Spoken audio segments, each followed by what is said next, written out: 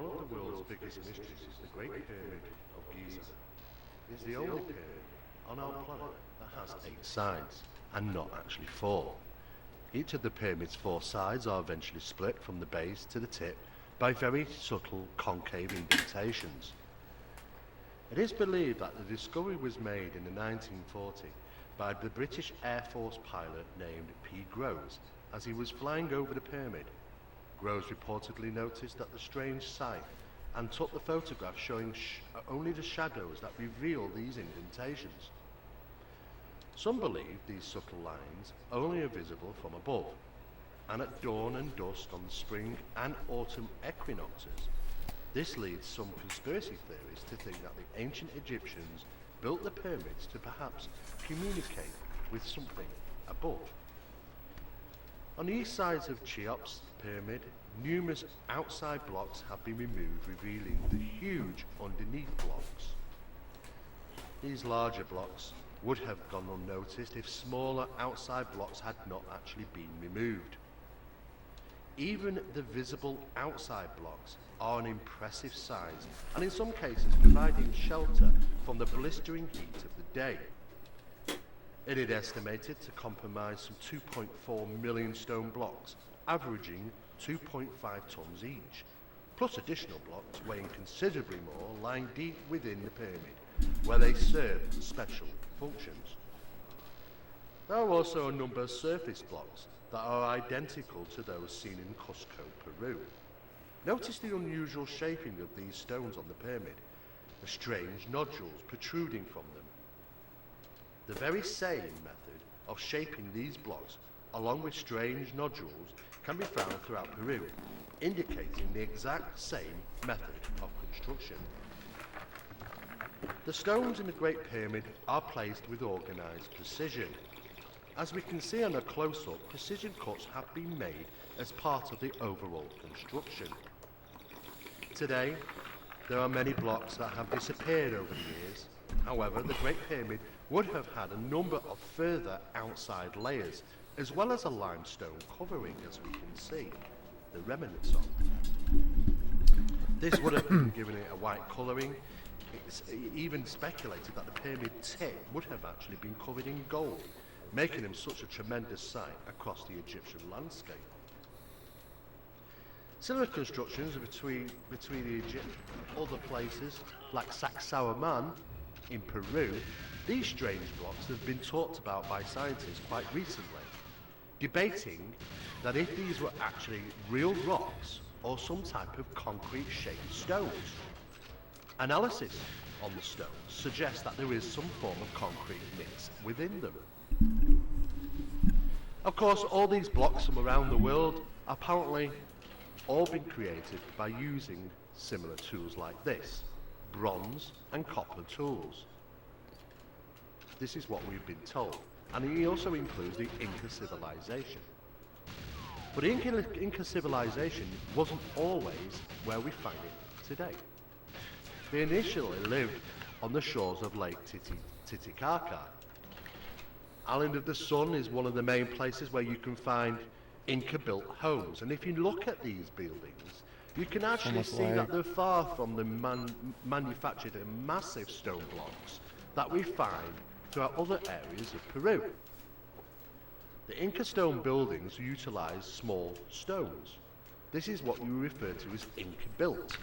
However, it is assumed that other fantastically large stones around Peru was from a previous civilization, referred to as the pre-Inca. However, modern-day scientists and archaeologists still claim that all these large buildings that we see around Peru were in fact all Inca. And as we can see, this is in fact an Inca building, utilizing adobe mud and small stones. You can actually see the adobe mud was actually applied to the stones, giving them a surface covering, you could say. Far from what we might see in other places in Peru, such as Teotihuacan. These huge stone blocks and precision cut were nothing like what the Inca were actually doing around about the same time on their islands where they lived.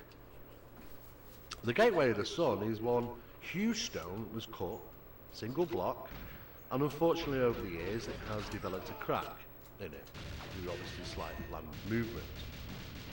But we can see it's full of precision.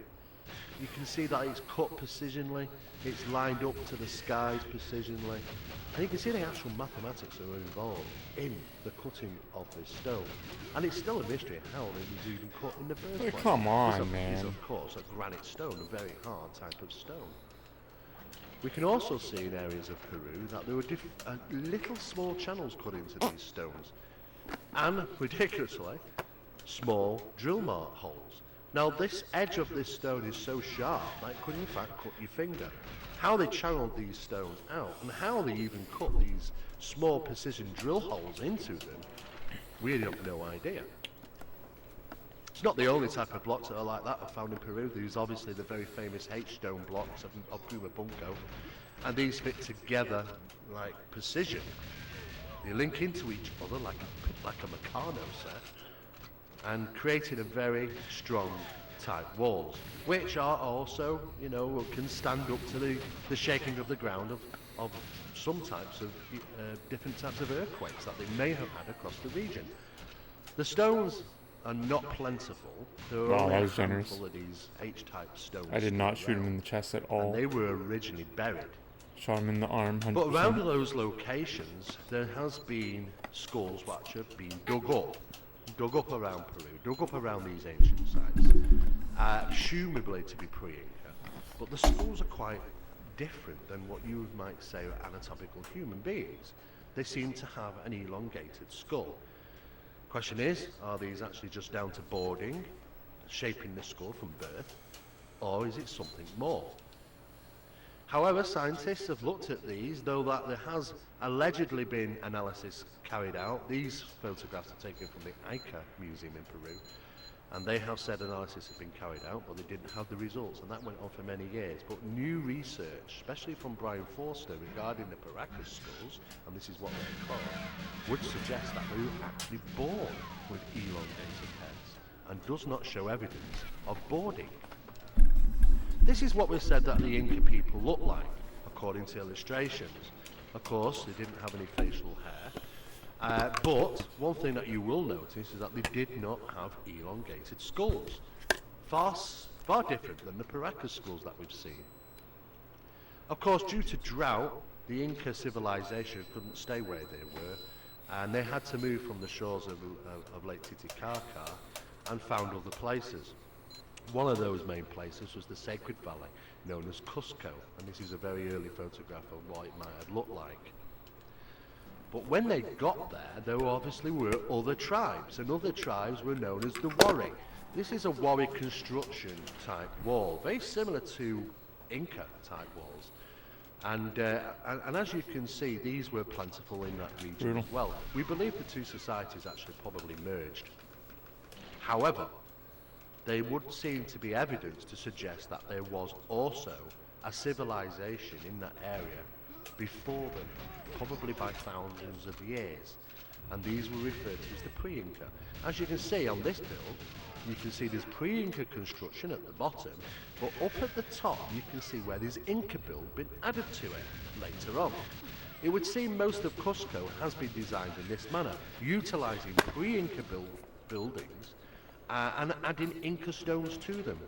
So basically they utilised the buildings that were there, the foundations that were there from a pre-existing civilization. Just as we can see at the Coricancha. Now the Coricancha, which is the first Inca building, it's said to be built in Cusco, is said to be at the navel of Cusco, the heart of Cusco, and is round about the centre of it. And there's this unusual wall, which is definitely pre-Inca built, and of course Inca construction around it. As you can see, there's an amazing wall, which is actually curved stones that they've utilised in the front of it, fashioning it. Now parts of actually this wall, which have moved over the years, but initially you probably wouldn't have been able to fit a piece of paper between them, and pre-Inca did not use any form of mortar. What they did do though is lock stones together, utilising these keystones, and poured molten metal into them and let them set. This caused the stones to not be able to move from each other. So, in areas where there was earthquakes, this would have been certainly very handy. And of course, this may be the reason why so much of the pre-Incas type buildings have remained intact for thousands of years. But it's not the only place around the world that have used these keystones. Ethiopia, Cambodia, Vietnam, Egypt, India, all over the world have used the same method of locking stones together in ancient sites. Not only that, they have the capabilities of utilizing some type of tools that can actually bore right through granite stone. And you can actually see the bore marks on this. What type of equipment must they have had to cut these types of stones? We do know that on some occasions there was almost a millimetre cut into the granite stone per revolution. What were they actually using? What type of equipment? And you can see the actual boring score marks here in this other piece of granite stone. This one, in fact, is found in Egypt and is situated in rose quartz granite, which is even stronger than your average granite stone. In the middle of Koikancha, there is this, whatever it is, a cut-out stone, a well, whatever it be, in the centre. And it's very interesting that they've actually planted flowers around this because they want to deter people from stepping over and taking photographs inside. And inside is a perfectly cut out, sharp corners, no ridges, no bumps, very smooth. It's like one piece of stone is completely gutted out, just as we see in the Egyptian chamber, the king's chamber itself, where there's a sarcophagus which is cut out in the same manner.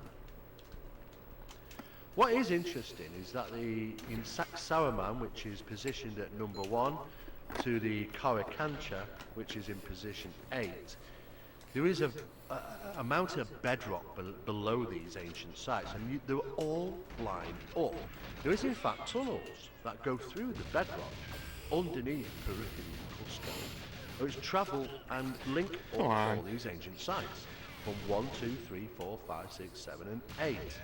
How that actually was cut out of the bedrock, we have no idea, but there does seem to be underground caves cut out linking up these ancient sites, which are all in a row and lined up to the stars. What also is interesting is that Koikancha it has a huge amount of electromagnetic energy coming from that location. This is why it's been called the heart of Cusco or Peru, and also the navel.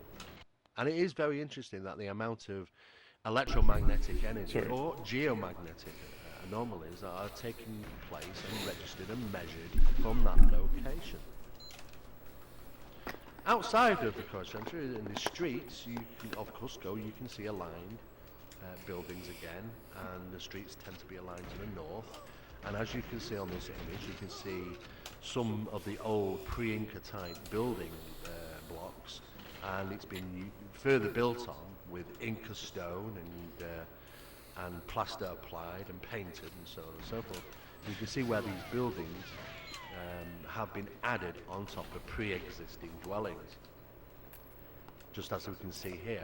In fact, it's a shame this particular piece of rock is crumbled away, but it was a perfect corner on, just like the one above it. Again, pre-Inca built, and not being able to fit a piece of paper between them with no more to use. And what is interesting is that when they were actually constructing the paving and digging down in this area, they actually found skulls again. And those skulls were in fact elongated skulls, what we might refer to possibly the pre-Inca, the Paracas people. And of course they had some very unusual shaped skulls and hugely elongated. In fact, statistically speaking, the brains would have had a larger mass within them. The most finest and built wall in the Americas is in fact this one, which is found in Cusco, perfectly aligned by the micromillimeter. And again, you cannot fit a razor blade or piece of paper between them, no more to use. A perfect pre-Inca wall, which seems to have lasted for thousands upon thousands of years. To the left of that, you can see earlier type construction, and of course Inca type construction. This one's quite amusing. To the left we can see what is referred to as probably pre-Inca type building blocks. You can see the strangely cut shape. It would seem that they've really made this difficult and gone to town making these rocks look unusual on the walls with these very unusual nodules. To the right is in fact the Spanish conquistadors' efforts and attempts to try and rebuild the wall similar. Of course, nowhere near, and they've actually utilised mortar to hold the wall together. Well, some of these stone blocks are amazing, and they do have these unusual shapes, some of them up to 12 sides. Why would they make it so difficult? Why, they could have just simply used cut straight stones. But they haven't, and they've made them in such a fashion, and each and every stone is bulbous. It's like it has to stand out from the wall. Lots of them have these strange nodules on them again, just as we've seen on the Egyptian pyramid.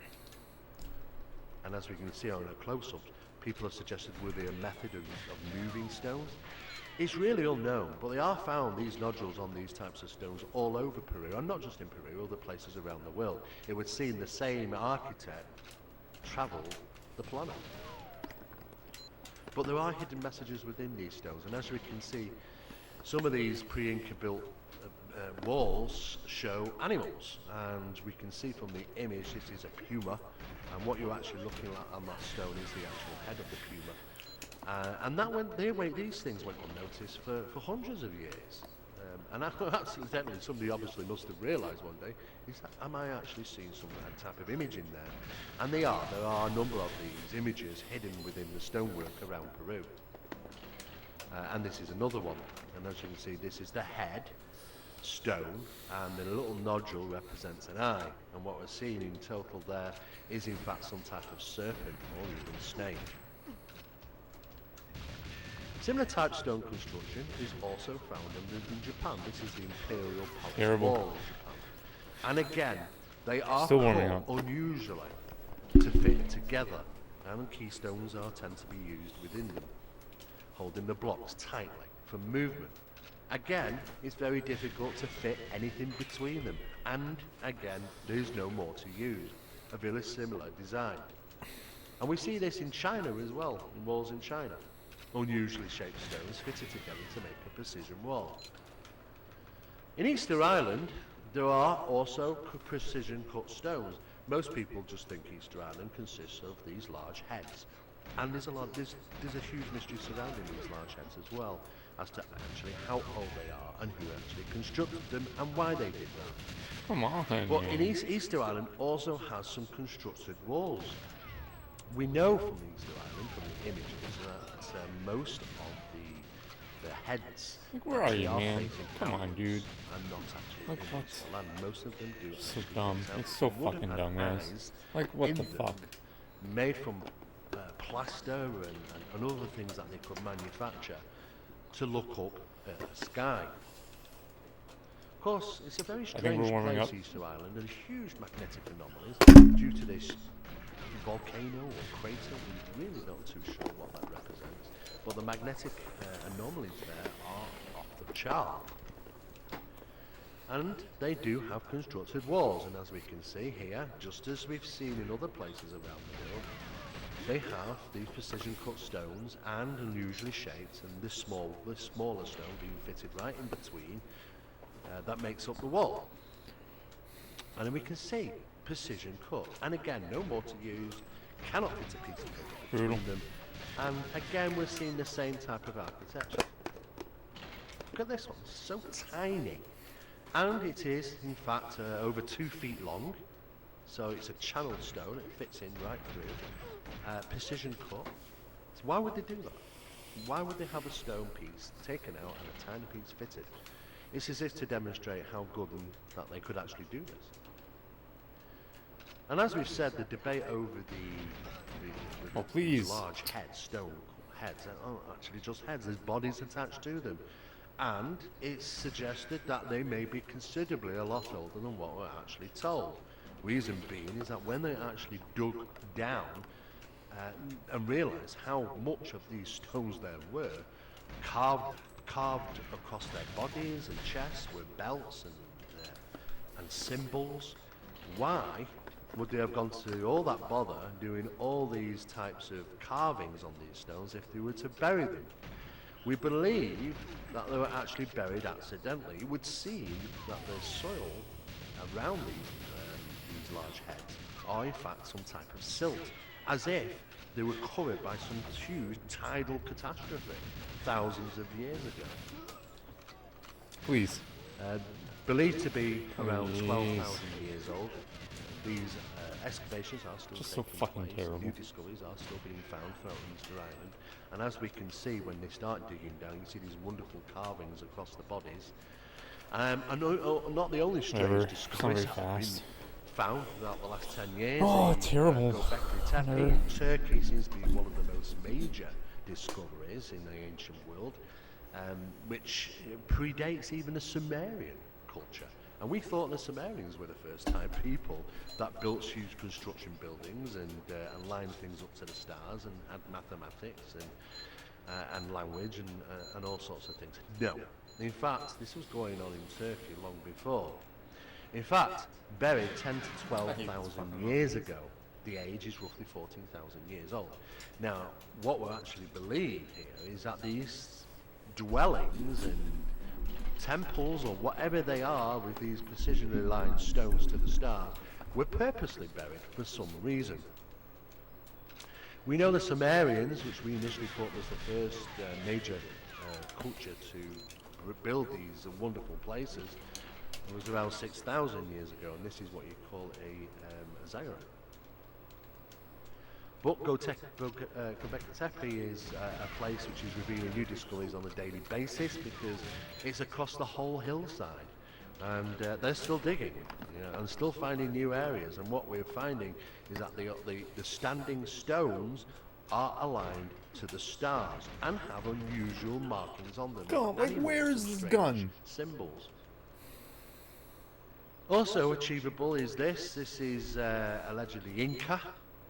Their greatest efforts to probably manufacture stone walls very similar to the pre-Inca. And as you can see, there are some good work that the Inca could do, but it doesn't stand up to the test of time when it comes to pre-Inca dwellings. This is a pre-Inca wall, and it wasn't just a matter of the surface that you see. It's also important that they did the work that you don't see, such as behind the wall. The back of the actual stone is just as good and placed as it is on the front. Precisionally cut, both sides. No stone was unturned, excuse the pun. However, this Inca-type stone, as you've created, you can see, it's clearly a cheat. Please, what is this? It's Fuck not you, precisionally cut to fit in the wall. In fact, all they care about is the front, Scarn, man. how it looks. Scarn has been However, trolling me moving so to much the today. side, you can start to Sky, reveal man. that they were actually cheating. Sky. This is, in fact, one of the stones of the Kori Chantra. Now, we can just barely see my fault. the joining between these two huge stone blocks.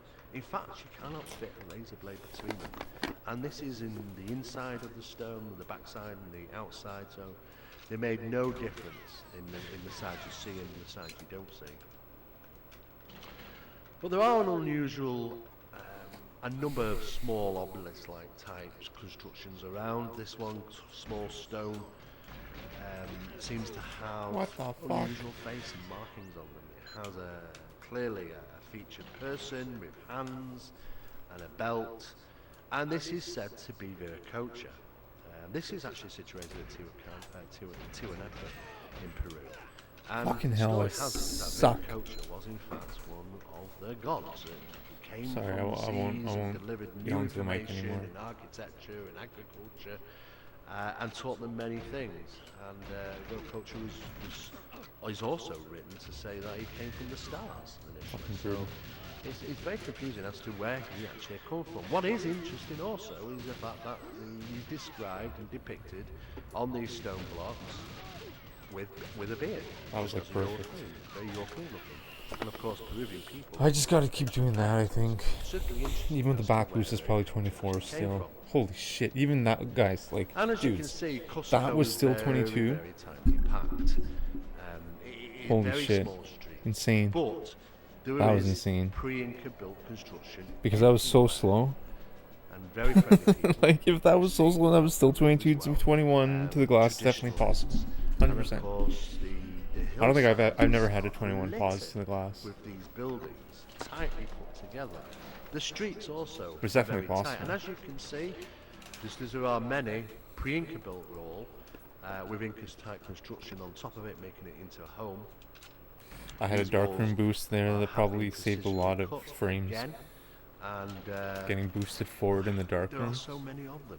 They're Just because the everywhere. darkroom has so many frames. If you travel just out of Cusco It's by the a couple lag. of miles, you'll come to Sacsayhuaman. And the guards. And again, this isn't said to be an Inca fortress. It clearly is pre-Inca, but it's built. But the recent information that we're getting back from scientists taking samples from these rocks is that they are actually finding some forms of concrete. It's like I really have to go for within the So the natural question is, stuff, are these actual honestly. stones made It's just, I mean, a concrete mold and placed precisionally? it's just or so are they, inconsistent, in man. fact, cut Anyway. stones?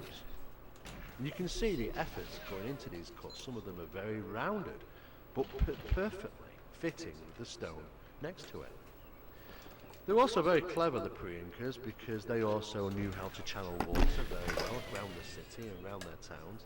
And of course, water is obviously very important for crops and animals and drinking and cleaning and so on and so forth. Some of these rocks are absolutely huge, and how they actually moved, we have no idea. Initially we thought that they were quarried from 72 kilometers away, which is actually downhill, so they would have had to carry this stone uphill to the actual fortress site. The walls are said to have been heated kind of treated in such a way with heat up to 1,000 degrees Celsius. Now that's what the surface evidence would suggest, but creating a 1,000 degrees Celsius fire isn't just a matter of just dumping a load of sticks and wood together and burning, because you would never generate that type of heat. Oh, brutal, I suck. Again, there are many mysteries. And as we can see, this is Brian Forster actually, this is one of his photographs, and just above him you can see again a wonderful wall and a paw print that seems to be a puma type paw print, which you can see above him. Come on. But cut stones are everywhere, and it would That was seem better. like I it looked must a little have been more very up there. easy for them to do. This is all from a single piece of granite stone, and you can actually. But I didn't pass away that other guard, right? Whatever. It's gotta improve. It's gotta get better. And if you were to I cut this gotta with get way cut better. tools, which are level 3 to 3.5, just simply wouldn't have worked. What you're actually cutting is a rock which is stronger than the tool that you actually would be using. And this is what mainstream archaeologists are always telling us. It applies the same thing around the world. But these particular cut marks, these steps are absolutely perfect, perfectly level within 1/10 of a degree. And as you can see being measured here, amazing work, and how it's all cut from one single piece of stone is a mystery. Huge weathering processes across the stone, yes, there is lots of them. However, there was also many cuts within them, so it suggests that these cut marks were made thousands of years ago. But it's as if like they just cut out very simply, like scooping out a piece of butter. Some of these constructions are huge. This particular one, which is 3 large stones, which were in fact upside down the other way around at one time, and they were all interconnected. This is in fact a staircase, but the whole huge stone is upside down. It's as if some catastrophe may have happened thousands of years ago, dislodging some of these stones and tumbling them. Some of these Man, I'm so stones slow. are actually just It's gonna take a while to get with back cut to that. marks in them, scoop marks in them. What equipment was actually used, how to cut these out, is really a mystery. That's the biggest mystery. Where are all the tools that we needed to utilise to make these cuts in stones? What type of machinery must they have been? And they're scattered everywhere. Some of them actually cut straight into the actual mountain sides. pieces taken out, and of course caves constructed within them. And as we can see, all these cut marks on local mountains, and of course this is again granite stone. And we can see when we enter into the area which has been completely constructed, there is in fact a room. But the walls are so smooth and polished that this suggesting that they've actually applied a process of heating them to the rock would almost go to melting point. That's thousands and thousands of degrees Celsius. How would they have done that? It would have required heating and polishing and heating and polishing. But how did they generate that much heat? Exactly the same thing applies in Egypt. And these huge sarcophagi, we don't know actually what was in them. The Egyptian government, when they discovered several of these, said they were empty. However, that's debatable. But inside are precisionally cut Fucking briefcase. and so smooth The briefcase that copies they it, feel right? like marble. They are in fact made of granite stone. Just as this is made from granite stone on the right-hand side. This is in fact in a location known as Pisac. Holy shit, that was still What we see 26. That was is 26 failed, but man. to the right, That wasn't and even Inca fast, built right? to That the warp left. really saves And a of second course, if you can know, hit it. some of the Inca builds were actually using adobe mud between the stones. If they were all created by Inca, then why do we have two significant Oh, it's so different bad. types of manufacture? Also, there were areas near and inside of a cave where, again, there are altars that seem to be looking like altars cut out. I was amazed I hit that left Now, straight warp at the end. Stone masonries have looked Usually, at this and said I would that the ideally like to actual enter amount in of right work straight, to cut but out a stone and then cut into it again and then cut into that again and make these sharp corners cuts is tremendous work and very, very delicate, utilising specialised machinery. How were these made? There are also many places which are said to be maybe altars of some sort, secret doorways that don't really go anywhere. This one is a doorway, and it is a door that doesn't go into a room, it only goes in for about a foot, this door. Was it ever finished? I People gotta let saying go that strafe it earlier. was never finished. Strafe Or into was that it corner finished? there. Was it an altar? Was it some type of doorway to another portal? Whatever the reasons that they did these things is remain the mystery. And as you can see a better picture of it here, precisionally cut, again straight in and smooth, as if like it'd been polished and heated. There are 3 levels of construction work that we often see around if you visit Peru, and it's always best to keep off the beaten track, the normal places where you would go with tourist groups, because there's so much to see. On this particular photograph you can see again another type of altar or something similar where water was running out. And what is in fact interesting is that earlier photographs, and I've actually seen one earlier photograph of this, there was in fact a pyramid stone actually in the bottom of this fountain, and the water actually fell on it. Now that's actually started a whole new process of questioning, why did they have a pyramid and water falling on top of it? Interesting. But you can see from this photograph that there are pre-Inca type construction around it as well. To the right you can see pre-Inca to the right, and of course Inca up above, and of course adobe mud being utilised between them. More or less 3 different type ages of construction. But they are very aware of the Shaka symbol in Peru, and of course this lines up magnetically with areas right across Peru. And as we can see, ancient sites right across the Peru do in fact line up. And this is not by chance, they are major megalithic sites.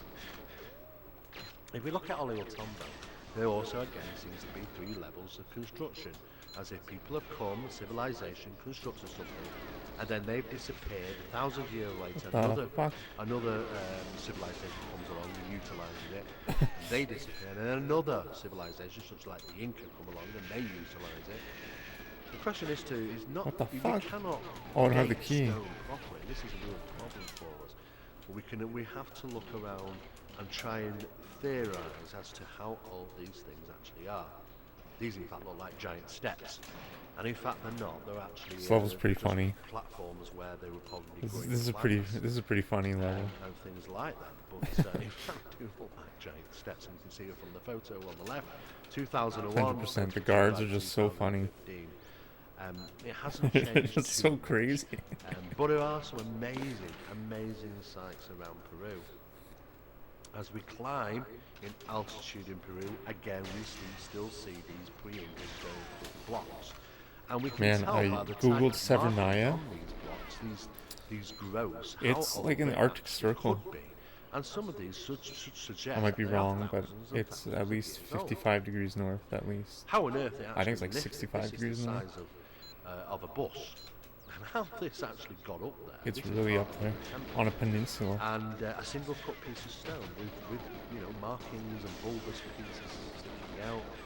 Was obviously a larger building of some sort. It must have been a temple of some sort. It's thousands of people here on top of mountains, and we can see from the stones in Like the that, look at that. background That was some of fucking. these have See, been right dislodged strafe, I'm from way better. Even I pulled a water, 27 out of that earthquake, shitty run, you know? catastrophes. That war. We really do not know.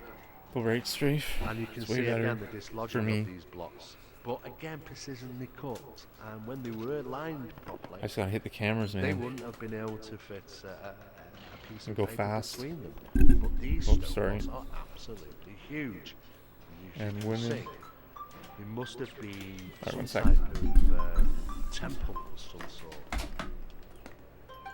It is interesting though that as you look further down, you see these pre-Inca stone huge blocks, but there may have been some catastrophe that took place that shifted this wall, leaving gaps, and the Inca found it and filled those gaps up with Inca type stones, certainly significantly different than the pre-Inca type stones.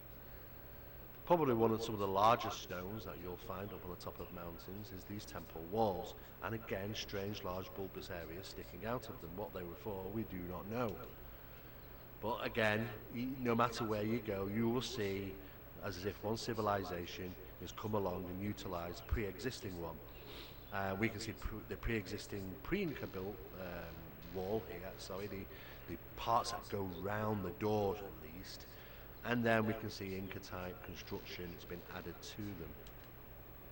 Exactly the same applies here. Pre-Inca's type wall, which this is from 1930s as well, and we can see the Inca type structure on top of it. But cut stones, yes, there are. They are precisionally cut stones, just as we find them in Egypt. This particular stone, you can see a saw mark in it. How they actually cut this stone is again one of the biggest mysteries. Where is the technology that was utilised to cut and move these stones? They are perfectly cut at 90-degree angles as well. So there was certainly a lot of mathematics that was involved in the precision cutting of these. Stone extracted from bedrock. Well, this is probably one of the biggest mysteries and one of the biggest clues as to what technology they must have had to do so. We can see these small shaped areas in the stones, literally in cliffside, granite cliffs, and where something's come along and just cut out a perfectly rectangular piece of rock out of the bedrock. We can see it here. But we have to question, you can cut right round this in a rectangular fashion, but how do they cut behind it and leaving the back part very smooth? And in fact, just to add injury to insult, or insult to injury, should we say, there's that piece. That piece actually fits in there, the bottom one. And it was left purposely, just to kind of say, hey, this is what we can do. How did they cut behind this and get it so smooth? Cutting it out from the bedrock must have been an impossible task. Cutting around it is fairly easy. We just do not know what type of machinery could have been used to do this. But if you do get off the beaten track and you get round the back of these areas, like Ollantaytambo, you'll find these platforms, and they're very large. Some of them about 6 foot wide, by about 19 feet long, and they are clearly show evidence of machine marks. There are machine mark cuts on these ledges, and we do not know what on earth managed to cut these rocks in this same format.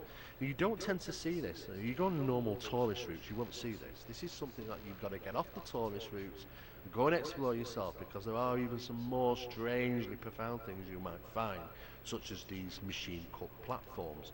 And you can clearly see something had to have cut this flat, a whole piece taken out, but left the evidence of the machine mark behind them.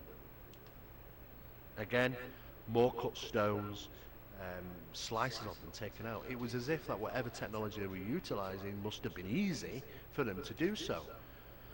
We also have this unusual mount, and in the cliffside here, at which is known as Pinkuluna, which is Pinkuluna Mountain, is a face, and it is just around about, well, from what we see, around about this area here, and also this area here. It's been cut, and the main face being this location. Now, what is interesting about this is that it is 500-foot carving face. It's 500 feet. And if it is in fact a face, and it does actually look like a face, and many archaeologists have said yes, it certainly looks to be evidence to be human cut, that they were representing some type of face on the side of this mountain. A huge feat, 500-foot carved face. Of course, one of the most famous sites is Machu Picchu. It's said to have took place 30 years to build. I doubt that very much. But the whole top of this mountain has been sheared off for the construction of these buildings, Inca buildings. And this wasn't discovered by the Spanish actually never found it. You know, they were just so out of the way and could not be seen and up in the mountains that they weren't discovered. It's an amazing feat to have actually carried up stone blocks like this. But they did make these terraces. And again, not only is it important to make terraces so that you don't fall and kill yourself with thousands of feet of drop, they made these terraces, which also comes in very handy for planting food and farming and animals and such and so on and so forth at such a high altitude. And it is high up there. It's actually start to get difficult to breathe when you get up there. How did they manage to move such massive stones? Now this one was photographed from Machu Picchu in 1911. And again, you can see here with the two arrows from this 1911 photograph that there are in fact huge stone blocks up there. They must have had to carry them up, and how did they carry them up all those thousands of feet with such a lack of oxygen in the air? I can only assume that they must have been climatized, and they must have a certain method of getting these stones up there. Again, 1913 photograph from the same location. But what is interesting is that this team were digging down, archaeologists, and what did they find when they dug down there was lots of different types of skulls. This is the Temple of Three Windows. Again, precisionally cut. If you look actually the way the windows are cut, it's not just as simple as a number of 4 stones. What they've actually done is that they've carved them and shaped them in a certain way, just like the pre-Inca always did. At the top is known as the Hitching Stone, the top of Machu Picchu. This is not a stone that's been added. It is in fact the mountain top. And it's made from the sun quartz and iron granite. And anybody going near this with a compass will in fact I'm just going to clear that red. I don't like seeing the red there. I'm just going to clear it. Even though that they won't actually let you near lurkers can lurk, no problem. Rock, I don't. They will show just demonstrations. clearing, there we go. Just to add more of the James Webb just as these archaeologists have tested telescope. You go near the pitching stone. It's interesting. Apparently, the James Webb telescope isn't a camera. Apparently, it senses the gas or the light spectrometry or gamma rays or whatever the fuck. And that image is kind of like a reconstruction of what one would see in our visual spectrum of eyes, vision as a human, if you were there. There is in fact a cave. It's still really cool as fuck. Which not many people tend to know, and when you actually go in there is actually it probably brings to light things we may not be able to see.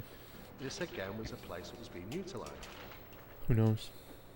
Also on the lake, near Lake Titicaca, there are again 2 forms of construction at the bottom of these.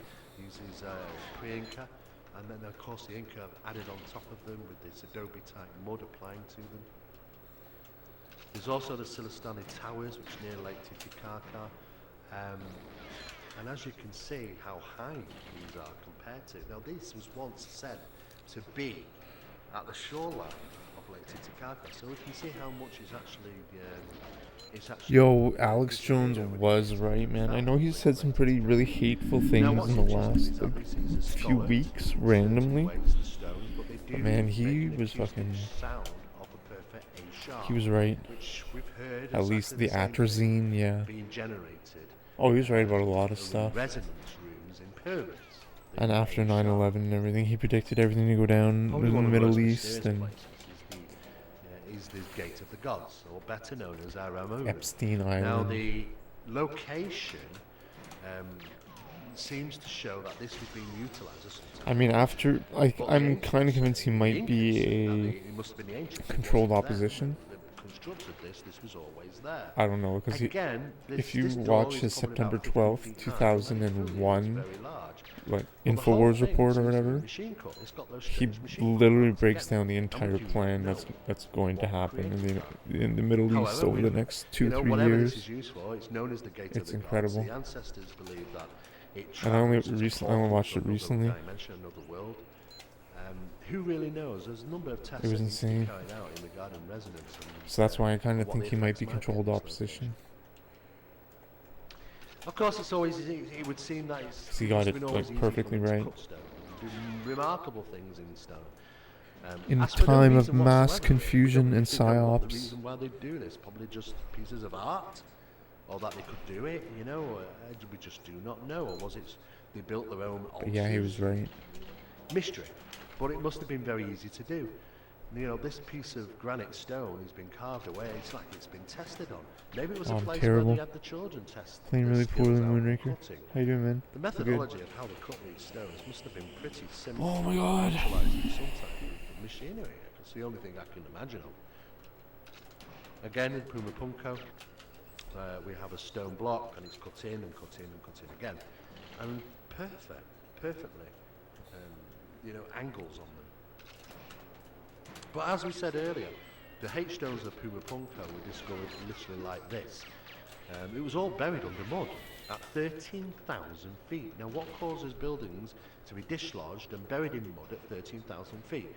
Well, it is assumed that there must have been a catastrophe, maybe a tidal wave at some time, and it must have been huge. So an effect on Earth thousands of years ago that literally must have caused huge tidal movements to flood over the land at 13,000 feet as we know it today. Throw down huge stone blocks like Lego bricks and bury them in silt and mud. In fact, Puma Punko was pretty much all buried. What we see today, they've been moved, they've been dug up, and kind of reconstructed to some degree to try and figure out what was actually there. This is what we see today, and yes, these were not discovered like that. They were discovered like this, buried, just as most of Puma Punko was. And this is what we see today. They're all lined up, and the H-blocks are amazing as they fit together. One block goes on top of the other, another sliding piece, and they all interlock in numerous different ways. Of course, there are huge stone blocks up there, weighing thousands of tons in Tiwanaku, and this one is a single cut piece of stone. It's cut out again. We don't know what would have been in there, and we don't actually know what the place would have been. Is it some type of temple? How on earth did they get these stone blocks up there in the first place? Again, if you actually look at the archaeology that's been taking place around Tiwanaku, when they dig down, they find these skulls. And these are, again, what we refer to as Paracas-type skulls, the elongation. But it isn't just a matter of elongation. They do have an unusual ridge on their forehead. As we can see in these photographs, there is an unusual ridging. And what we do not see is the normal suture marks that we find in skulls so brutal. of humans. Because when babies are born, they have a small hole that allows the skull to move over itself when they're being born. And we are left with those suture marks. Man, I'm really sucking today at this. Small little lines of cracks. I don't know what's up. These aren't being found in the Paracas skull, so we have to question. What type of people were these? Certainly they are. Maybe my stick's not responding. There has been a number of different types of skulls. Might be that. I gotta clean my stick maybe. As well as elongated skulls. As you can see in the photograph. Those kids would have had dealt with 200 IQ memes. Which kids from the... Huge. Who were these strange people? Maybe these are the pre-Inca. Maybe these are the people, the missing civilization that's taken out of society, because everything's Skulls. all Inca. Oh, But these I hear what were you're saying. in The fact a Paracas pre-Inca people. civilization that travelled the world It's crazy. and carried their information regarding architecture. And this might be why we see the same type of stone constructions in China, in Ethiopia, in Cambodia, in Egypt, Just so dumb. and pretty much all over the world. Who were these mysterious people? We do not know. But the skulls are very, very unusual. And you can see this again, this profound ridge. We do not Yeah, know the skulls what are they wild. represent and what type of people these were. We do know that, yes, you can get sort of unusual elongated head through the boarding process, but not all of them. These do not all add up. And as we can see, no normal suture marks, as we would expect to see in a human type skull. But there weren't those just having elongated heads in Peru. It's also said to be also in Egypt. This was Oh my god, I suck. and What Meritata the was said fuck? to have an elongated skull. We can see it in the stonework, we can see it in the artwork of the Egyptians, and again in this statue you can see the elongation head of the Egyptian princess. The Sumerians also had It's just so sloppy. It's slow. It looks fast, but it's slow. It's really. It might not even look fast. It's really slow, which is this bad. wall is actually it's an amazing piece of wall, and it's not It's because of the even symbols worse that's on now. it. It's because there are thousands of drill hole marks in it, and we don't know how they got there. We don't know who did it, why they did it, or how. It's not pace.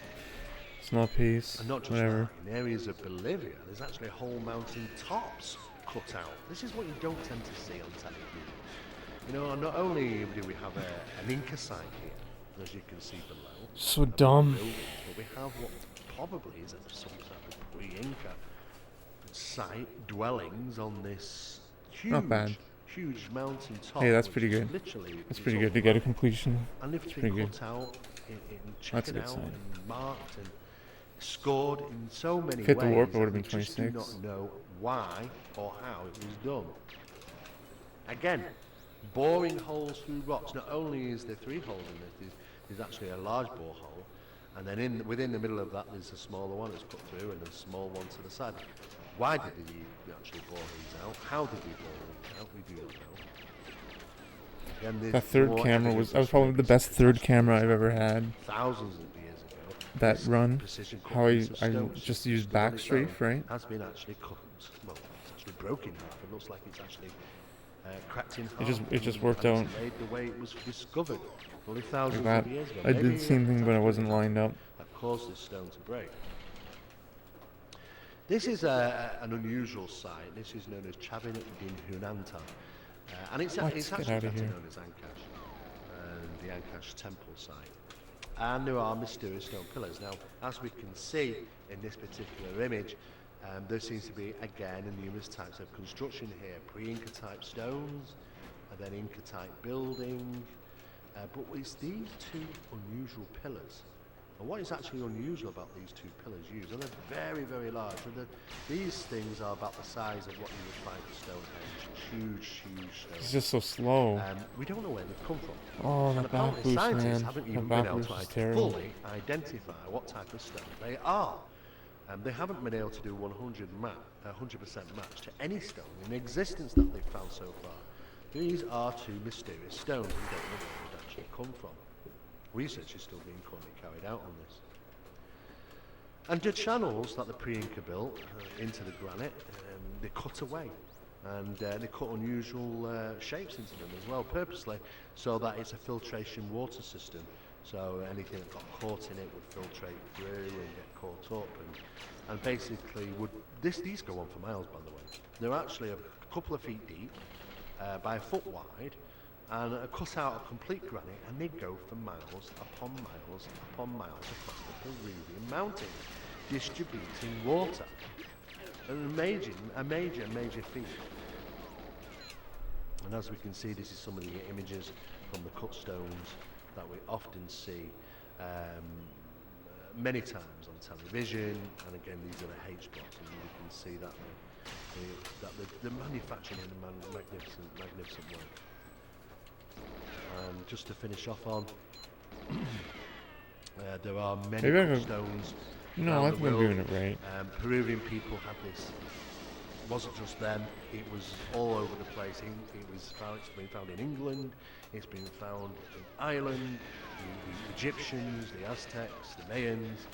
This architecture was It's just pretty so bad. clever. And the guys that did this, we do not know. Where is that civilization? Probably the Paracas people. But we will actually have to look further into these. More studies are required. But the methods of cutting these stones and the machinery that must have been used to cut these stones is probably an even larger mystery. Where's the evidence of the machinery? Where did it all go? We just really do not know. The oldest pyramids in the world are found in Carnel, in Peru. An amazing sight that is Brutal. little known. Rarely are the Carmel pyramids actually visited. Carmel was a large settlement in the Supe Valley, some 200 kilometers north of Peru, in the capital of Lima. Carmel is mostly the ancient city of the Americas, and is well-studied site. Come on, it's just so terrible. Civilization. It's really slow. Carmel It's was like a declared 11, a 12 pause. UNESCO Whatever. World Heritage Site in 2009.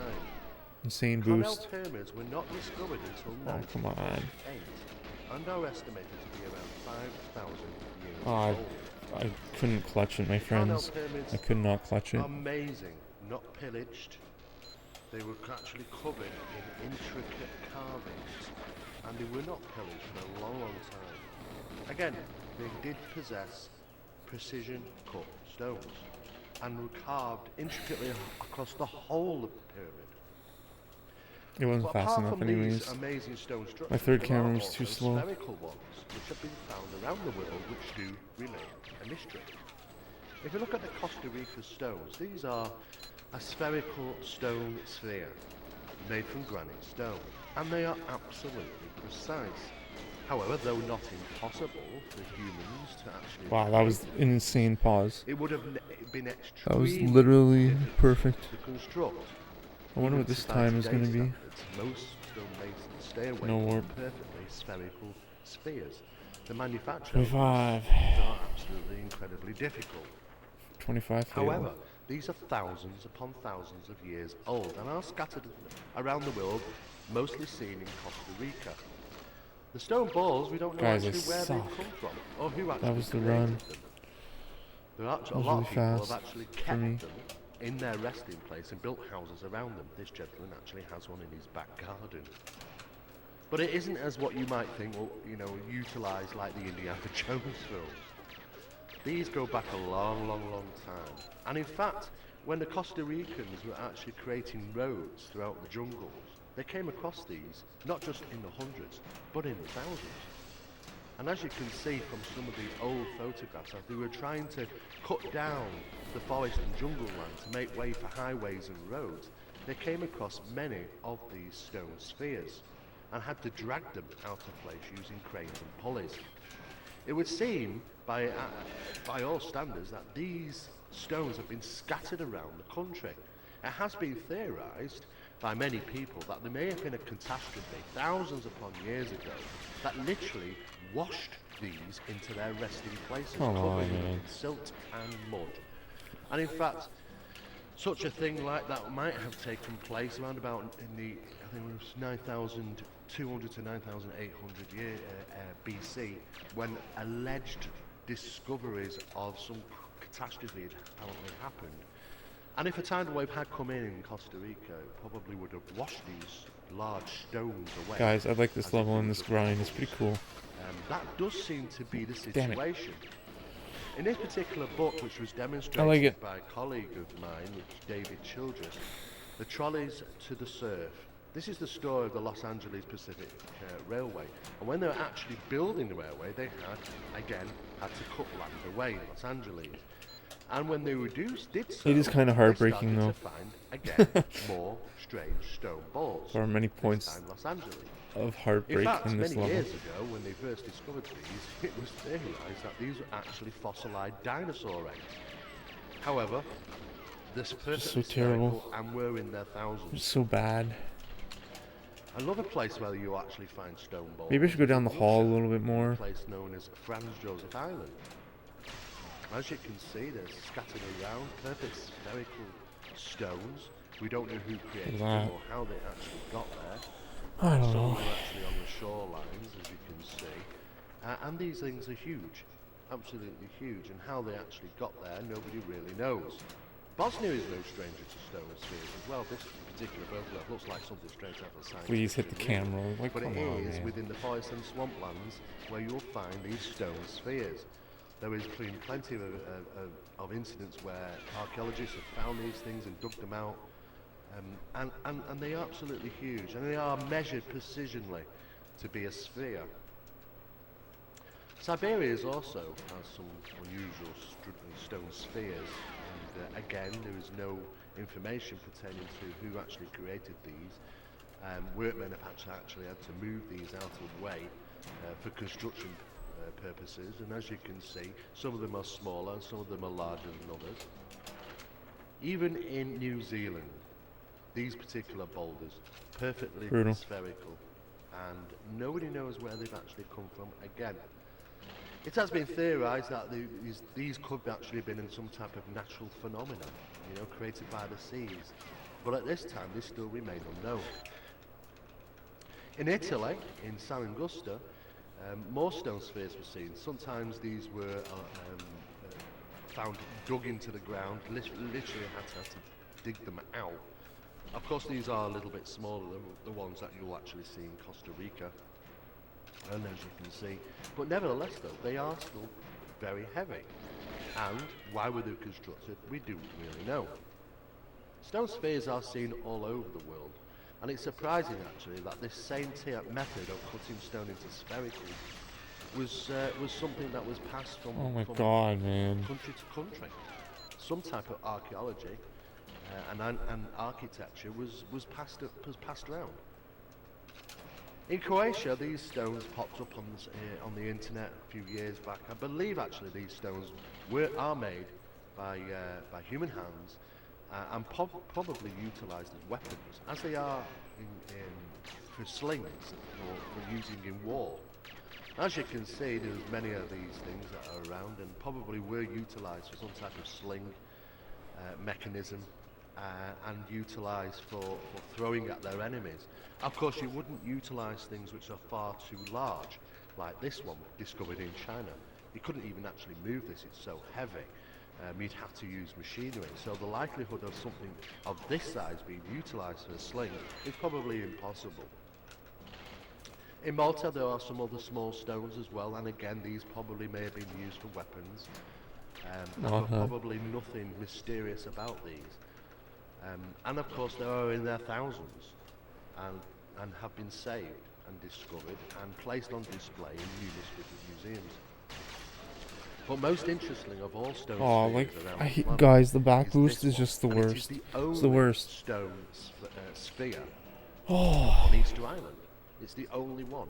And coincidentally, it's also at the centre of Easter Island, ringed by a wall of stone. This one spherical stone, stands in the centre of Easter Island, and nobody really knows where that's actually come from. They assume that the actual stone sphere was created around the time that the other things were created in Easter Island, such as the large heads and the precision cut walls.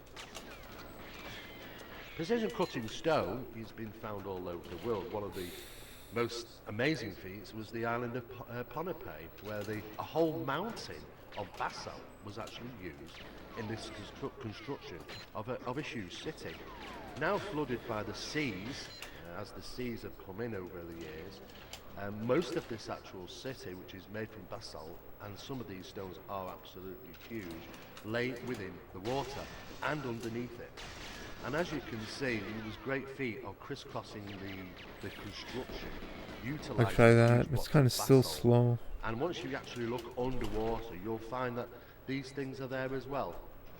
Precision cut stones underneath the water, creating this huge city. Now, there was apparently, according to the Indian folk that lived around there, the ancients and the ancestors that passed information on, there were two mountains of basalt. There is only actually one there now. And funny enough, this one's actually called Shit Mountain, and a very appropriate name. And of course, This is actually completely made of basalt. Now, according to the ancestors, there was another one. There was two mountains of basalt, and one of them was actually utilised and basically took down piece by piece to create the basalt city. There have been numerous different theories as to when we talk about this catastrophe. Some people believe it to be 9,200 BC, or 9,800 BC. It's falling around 9,500 BC to most of the scholars. And the theories are that it was some type of catastrophe from space, or incidents that took place would have raised the oceans by 350 feet very suddenly. And of course, lands were swept with water and tidals. Now we don't know if that has actually is happened. The evidence would suggest that some type of catastrophe has happened on this planet around about that time. There's evidence all around the world. However, what actually caused that remains a mystery. Some people have suggested a polar shift. Some people have suggested some type of meteorite that came down and melted the ice caps, or something ejected from the sun itself. And of course, when people talk about the theory of Atlantis, if it be true, that the city that sunk into the sea, the likelihood is that the actual water's risen, like more than the actual city sunk. But of course, the people on the ancestors that lived on the shorelines of this location would have just seen the seas rising, thinking that their land was actually going into the sea. Good chance that the water's just risen so much that they've covered these cities in the depths of water for thousands of years. And there is evidence around the world that there are sunken cities, and we can actually see how that must have been land at some time. Other books suggest a catastrophe regarding some type of incident that came from the sky, be it meteor, be it asteroid, a comet, and literally banged into the Earth so hard, causing this huge catastrophe, that it actually knocked the Earth's alignment onto 23.5 degrees, which is, if you actually look at the other planets without the solar system, is an very unusual angle to be. This doesn't seem natural. However, that's down to speculation. And also that the fact that the actual catastrophe may have actually wiped out most of mankind, and that we've had to restart. And this might have happened on numerous different occasions. How old humanity is very questionable. Oh my God. These days, because there seems to be more evidence coming forward. Oh my God. Throughout the internet, little leaks of information that might suggest that humans have been around for a lot longer than what the actual textbooks are telling us, guys.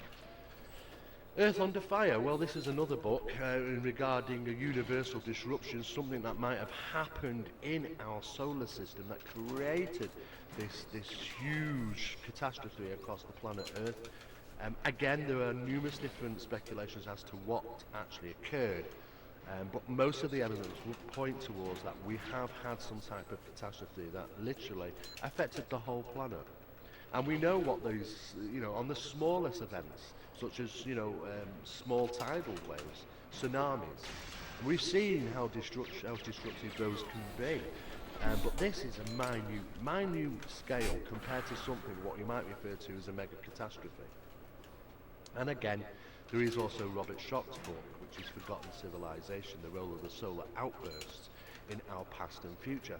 Could there have been some ejector that happened from our sun that literally just melted our ice on the planet within a day or so because of such severe heat, forcing mankind to live underground? Now, there does seem to be plenty of evidence to support that man has lived underground. They cut out stones, they cut out rocks, he lives in caves. There are literally whole cities underground in some locations in other countries, thousands upon thousands of years old, which might suggest that there's a good reason why man was not actually living on the surface on a regular basis. However, that was probably short-lived, and this phenomena, such as this solar outburst, if that is one of the theories that could cause this catastrophe, then we have to sort of take into consideration this needs to be added to all the other ones. And yes, that is a very feasible thing. Solar ejections do happen. The last major solar ejection took place in the 1800s, knocking out telegram, the actual telegram, which is the only communications that we really had in the 1800s. But it was enough to knock that out. Now, such a solar ejection nowadays, you can well imagine what would actually take place. Probably computers would shut down, electricity would go off. We won't be able to fill our cars with gas and fuel because everything's electronic. We won't be able to go and buy things in stores and shops because all the tills and cash machines are all electronic. Planes might fall from the sky. It would absolutely be a disastrous thing. Like, come on. So how would we actually stop this from actually So happening? dumb. Well, we're not going to be able to. I think there's a natural event that happens every now and again, and when it does, it kind of creates a problem for the planets in the solar system near to the stars, and they have to go through this kind of cycle. However, can we protect ourselves? There has been people It's just out so there, dumb, guys. conspiratorialists, Like, it's that just so believe that terrible. the stratospheric spraying in the atmosphere of these chemtrails, what people are always talking about, maybe there's chemicals in there to bounce radiation back. So maybe that could be a protection for Earth. Of course, the downside of that is that the chemicals being used are probably very harmful to society, and they can't actually tell us that, because that has certainly come to a certain stop, and people will obviously be suing for damages for all sorts of things. So rather not tell us. In the long run, saving humanity from possibly some type of solar ejection that might happen in years to come.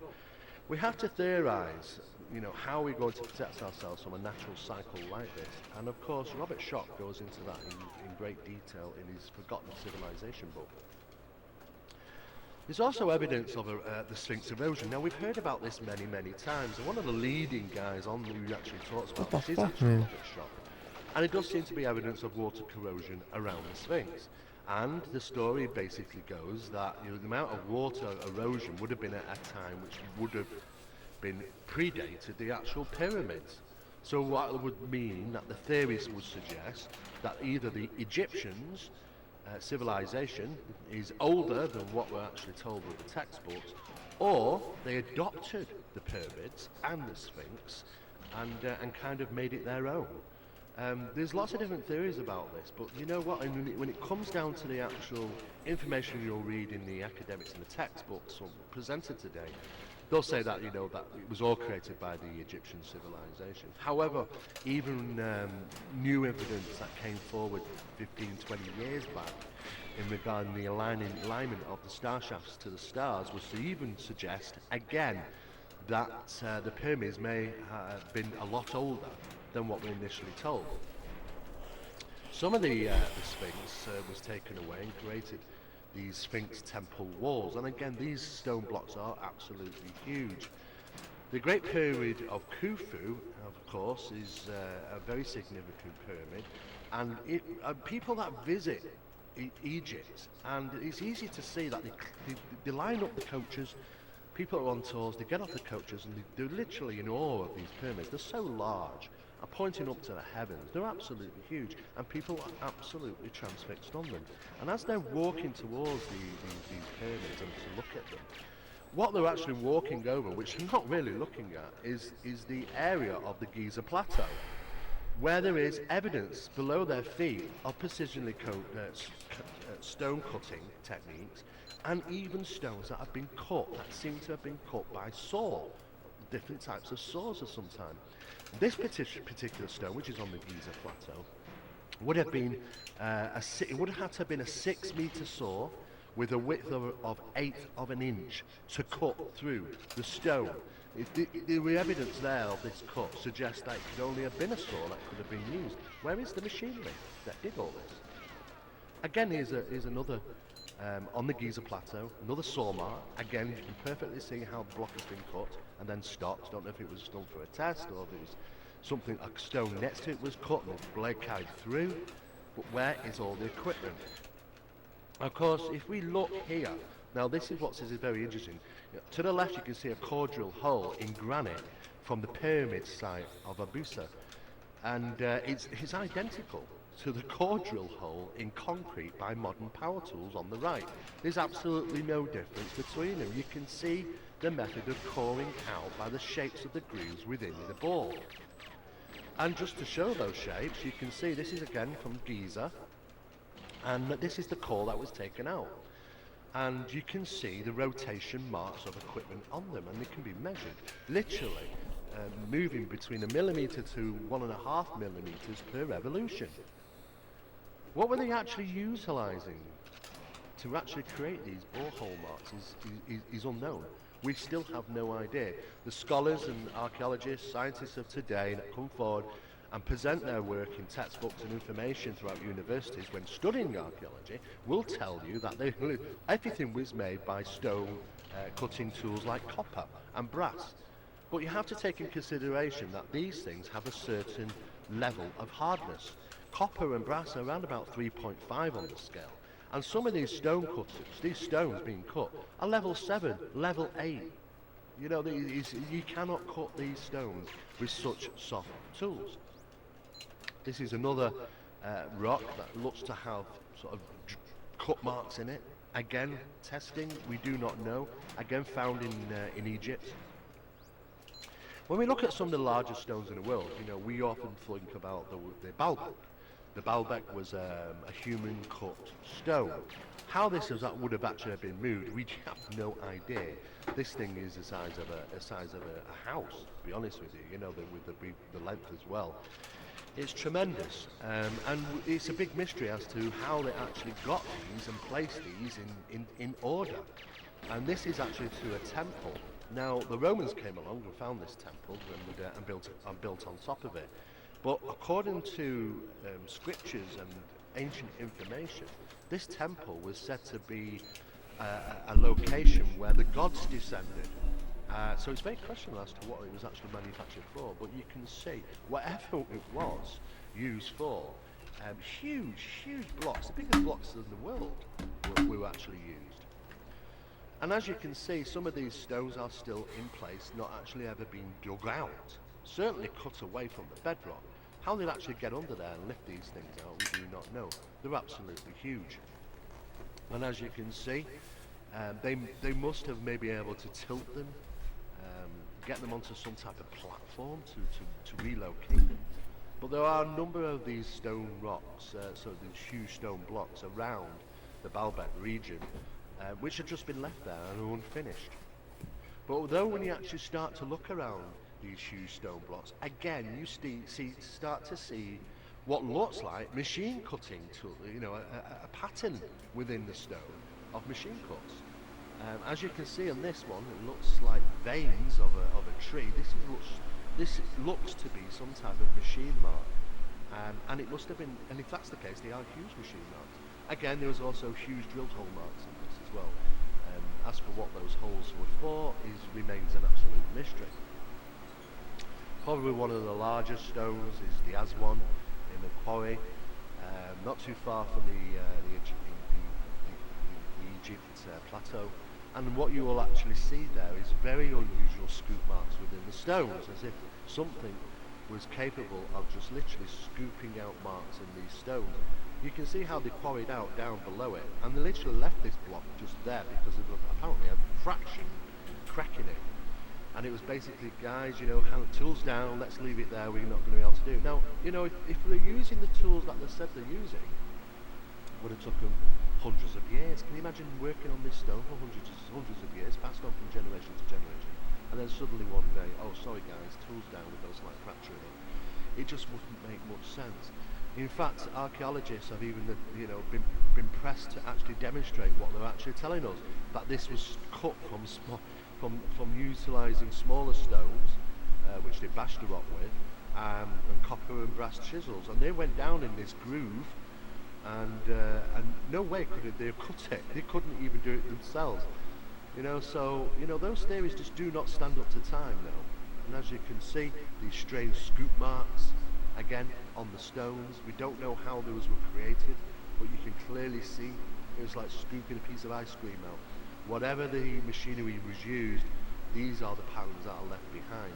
And of course, this is the gap. Now, what we literally thought was, many years ago, is that they could not have lifted this stone up from the bedrock. How would they have got underneath it? Well, basically we have to go to China to answer that, because it's only recently been discovered that there may be a mechanism of how they managed to actually get this stone cut out from the actual bedrock. Cutting round it is easy enough. China. You can see what they've done is that they've had little areas where the stone was sat on, and they've chiselled out underneath, and eventually what they do is that they cut them away, and basically they are suspended from either end then. And this may have been the method how they actually cut them out from the actual bedrock. This is another huge stone which has only recently been discovered over the last few years, and is as big as the Baalbek stones. But some of the stonework here is absolutely amazing, and this is the whole mystery of this site. We really do not know what this was used for, but some of the stonework here is absolutely incredible. And there are also places where, rose quartz granite stone cut to precision. This one, unfortunately, is a lid of a sarcophagi, which has actually been broken, unfortunately.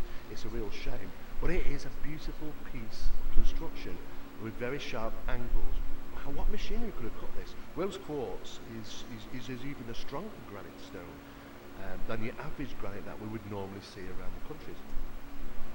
But in the Yangshan quarry is probably what we're generally thinking now is that this could be the largest stone that's ever been caught by human hands. And when we start to walk through this particular quarry, we see some amazing sights. This one, 16,250 metric tons of stone, which has been shaped, angled. We don't know what that was actually being used for. No idea, but it does have the strange nodules on them again that we have seen in the walls of Peru and in the walls of the Great Pyramids. As you can see, note the mysterious notches left upon the megaliths. We have no idea what they were for. Were they for moving it? Were they dragging it? How could they drag 16,250 tons of rock? Of course, these things are cut to precision, so sharp as well, the edges. It's an amazing work, and we actually don't know what this piece of rock was actually being cut for. Again, just as we've seen earlier in Baalbek, there does seem to be vein or machine marks on these stones. What actually cut them, we do not know. Some of these stones have been placed, and believe it or not, they are huge. What you're actually seeing is full-size trees here. Some of these trees are up to 60 feet, and as you can see the size of these huge stones, they're absolutely huge, the sizes of a couple of houses put together. And how did they get them up there? How did they construct these stones? And probably the largest, and it has been speculated that this rock has been cut by human hands. Could they have ever moved it? Probably very doubtful. Look at the size of it. This hasn't even been measured on the possibility of what this actually weighs. It's not even been carried out. It's just too ridiculous. This is the size of a block of flats. It's just a block of apartments. It's just crazy. And if it has been cut by human hands, why on earth would that be done? How was it done? And what were they going to use it for? It's very, very questionable. Of course, there are stone structures that have been found underneath the oceans. This one in particular off the shores of Japan. The scholars and the scientists say that it's a natural phenomenon created by the currents of the sea. Now you tell me if that looks natural, because I don't think I've ever seen anything that looks like that before. And there is precision cut stones, and there's shaping to them, there's platforms to them. And where's all the rubble? If this was a natural phenomena and the sea's cut away, there would be stones around of where, which is withered away and the currents have moved. And of course you would see evidence of that, but no, this is all precisionally cut stone. And just as we find it in different places around the world, in South America, there was an unknown society, you might say, a civilization known as the Olmec in Mexico. And around that location they started to find strange large heads, and they are very large. But what is very interesting is that the stone heads seem to resemble natives from Africa. So my theory would be, and I think most scholars are starting to think this now, is that trans-Pacific and transatlantic crossings by ships was carried out on a regular every day of the month. Probably every day of the month for trading reasons. We already know that the Egyptians were trading with the South Americans because there was cocaine apparently found in the mummies' bodies, and that's only was indigenous to South America. So, the days of Christopher Columbus saying, "Hey guys, we're the pioneers," no, Probably not. I mean, there was, of course, the Vikings, and earlier than that, there were all these other civilizations, which were probably crossing the seas on a regular basis and already knew that the world was round. If we look at the Step Pyramid, now this may not actually be older than the other pyramids. It is wrote up as, yes, it's probably an earlier attempt at a pyramid and it didn't work well. No, well, the arguments of scholars now against some of the researchers is that, you know, they're trying to say that this is an older pyramid and they hadn't manufactured this style and technique of doing it properly, when in fact researchers are saying no, this is likely to be the same age, around about the same time, and it was purposely built in that manner. If we actually look at the Great Pyramid, we already know, like the Incas, the Egyptians were obviously caretakers, possibly of these strange locations known as the pyramids. Just as the Inca found the pre-Inca sites, the Egyptians may have actually come across the pyramids and the actual Sphinx. It is theoretically possible, considering the evidence that we have to suggest that some of these sites are maybe even older than the Egyptian society itself. And as we know from the pyramid, there's still many, many mysteries. But it's a bit of a nightmare, Egypt. If you're going to travel to Egypt, you know, you've got guys with guns and want to show, you've got to show passports and information on letters saying that you have the rights to be where you are. You literally can't wander off the paths these days. And very little information actually does get out. The Egyptian government are very secretive as to what discoveries are actually being made. And as we can see, there has been suggestions that the whole pyramid may have actually been a power plant of some sort. Theoretically, probably, it might have been. Who knows? The problem is that there are many different theories in regards what the pyramids actually represented. One thing though, for sure, it doesn't seem to represent some type of tomb for the Egyptian pharaohs. Certainly there were no hieroglyphics in there, apart from some scribblings up on a wall behind a rock at the top of the pyramid, on top of the king's chamber somewhere. That's the only thing that ties it to the actual Egyptians. And as we know, we go down the Quran gallery. This is acoustics. This is acoustically designed. Very clever, just as many resonance chambers are designed around the world, the Egyptian pyramids seem to be attuned as well. It is interesting to point out that some of the main pyramid, the Giza pyramid, has actually 8 sides and not 4, and can be seen in certain shadows. It is only one of the 3 pyramids on the Giza plateau which has 8 sides. All the other 2 have only 4. It is actually the only pyramid in the world with 8 sides. As to why this is, we do not know. And of course, many years ago, we know that small robot climbed through one of these shafts and drilled a hole through, and revealed another room or something in there, very small, but nothing was said to be found in there. You know, there's a lot of work that's going into these places, and you've got to consider what was it that they were trying to do. You know, is there other secret rooms around the pyramid that we're not told about, new discoveries? It's possible. There's also the theory that obelisks may be a lot older than what the actual Egyptians were, and again they adopted them and came along, and then the pharaoh put hieroglyphics upon them.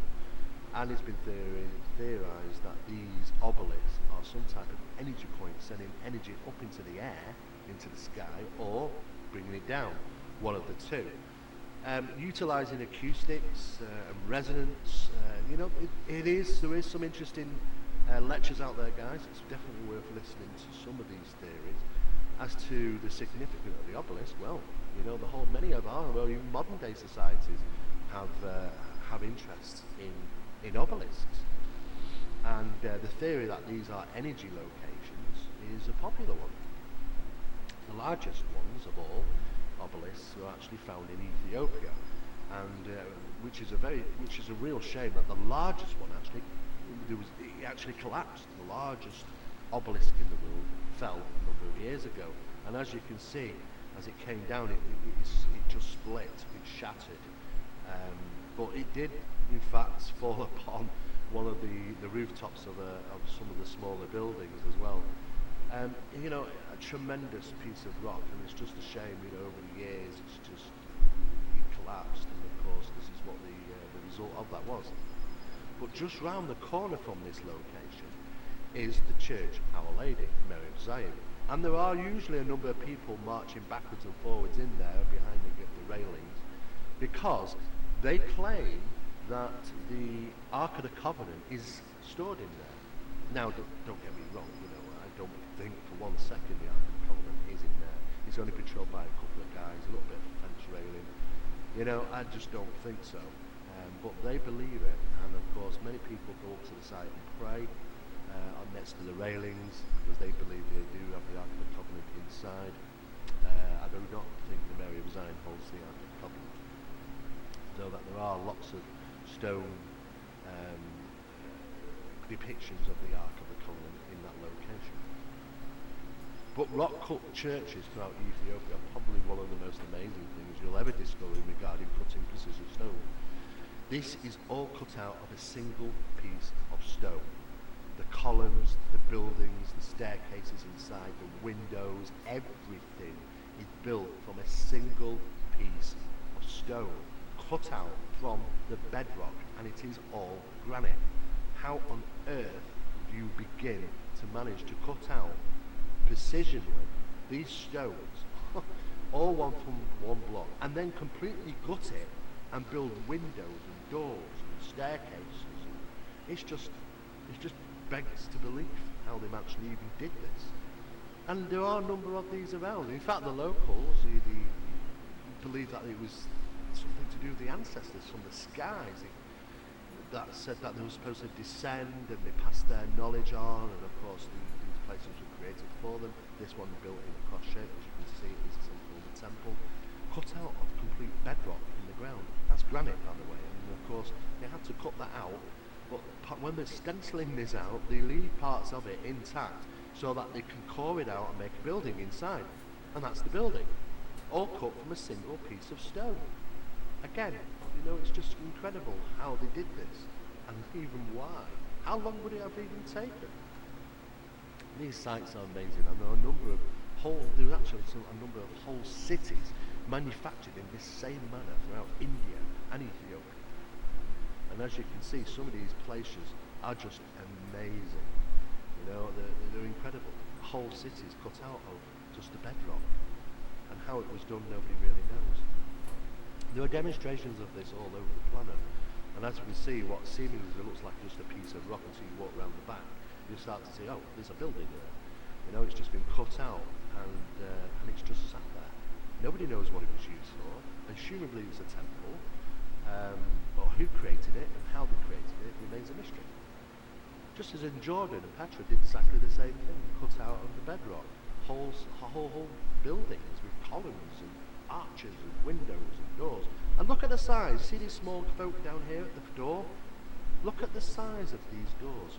They're huge. It's as if this building was for a giant. They're absolutely huge. And same for these also in school in Petra. Huge. Those doors are at least 30, 40 feet high. This has been debated a lot over recent times. Archaeologists say that it's a natural cut in the stone. Some of the researchers are saying this is laser precision cut, the stone. And they're both just balanced there like that. Who did this? We don't know. Is it a natural phenomenon? It might be, but I haven't found an explanation of how it can cut how such a smooth break in a stone can happen like that. It's very much debated at the moment. If you go to Barabar, and you'll find in these in the Nagarjuna hills these places where literally are cut out and made stone temples there. This is one of them, and it's an incredible. It's a huge piece of rock on the ground from granite, and it's actually made.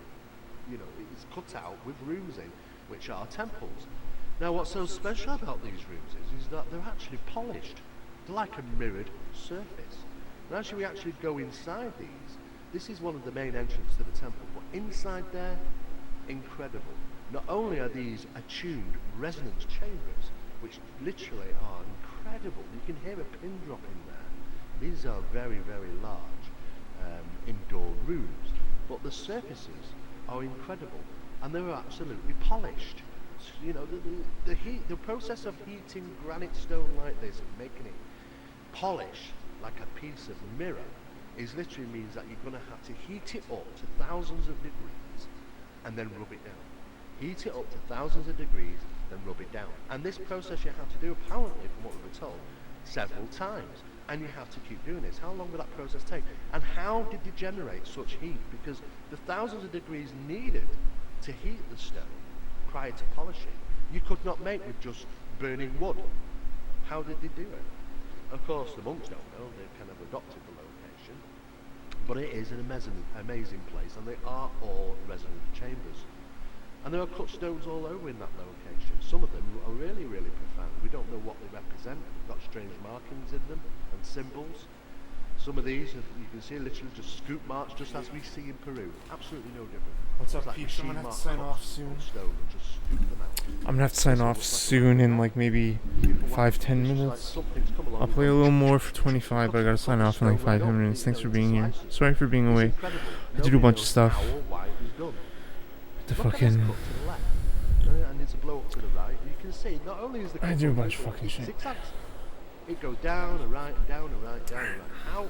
How and why? Yeah, 5 more minutes or so. Thanks for being here. No, Yo, Toad, what's up, man? Still a little bit of a mystery. Yo, what up, Toad? These ones are known as the Devil's Arrow. Yo, sorry, man. Moonraker, yeah, I know you've been here a long time. Now, in Sorry, broski. I gotta go, though, man. Really knows, and it said that they've got these claw marks. I gotta go. As if the devil had scratched I guess I know it's like late in the morning for you. Thanks for being here, bro. We have no idea where We're close, man. We're fucking close to 25. What's up, man? They are certainly aligned to the stars, and as you can see, even in old paintings and drawings from 1725, we can still see the representation of the three stones. Devil's arrows. Nobody knows what they represent or why. Yeah, let's see. I gotta pick up my girlfriend at like 2:30 or at 3 o'clock downtown. It's 1:46 right now. I gotta leave here at 2:30. So. In fact, some of these stones around the UK, this one known as the Runstone Church Stone in Yorkshire, UK, and they actually built a whole, graveyard around it and church. The stone is thousands of years old. In fact, I offered to pick her up, obviously. Before the church was actually even there, nobody knew where this stone came from and why it was erected in this way. It is an obelisk. And of course today, as you can see, there it is, it's standing there in the centre of the cemetery, nice and proud. But they actually put a cap on top of this now, just to protect the stone from weathering. This fucking guy, man. Shot photograph of the actual stone, mystery stone, nobody knows where it's come from. You can see the cap that they put onto it a number of years back, just to protect the peak surface of this stone from weathering. This is Brian Forster, and he's a researcher in the subject of ancient mysteries, and most people will know his work is exceptional. But he has been investigating the shafts that run down and underneath the Giza Plateau.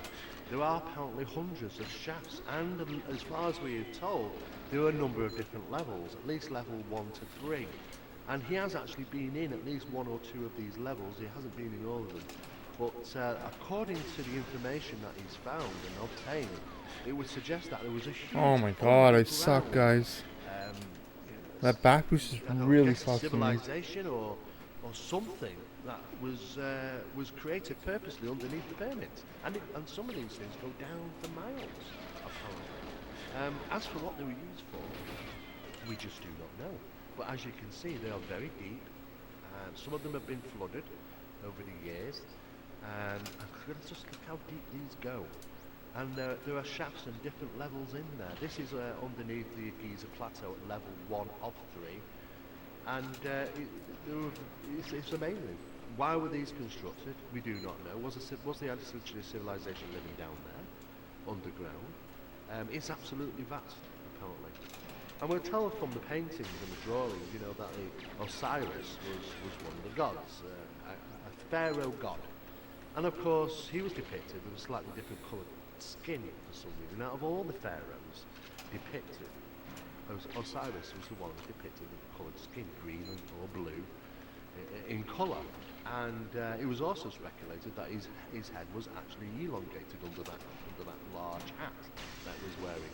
And it's not the first time that we've seen statues and representations and drawings of elongated skulled Egyptians And we also find that there seems to be plenty of evidence supporting that elongated skulls exist, just like the Paracas skulls, and the new information that's just recently been delivered by Brian Forstin regarding the analysis of these skulls. And they're absolutely amazing. It would suggest that these people, this missing civilization from society, which has literally been blanked out, may have been the architects of the world. Fuck Why me, we man. have so many different places. Well, as long as you remember what's up, bro. Using the same techniques.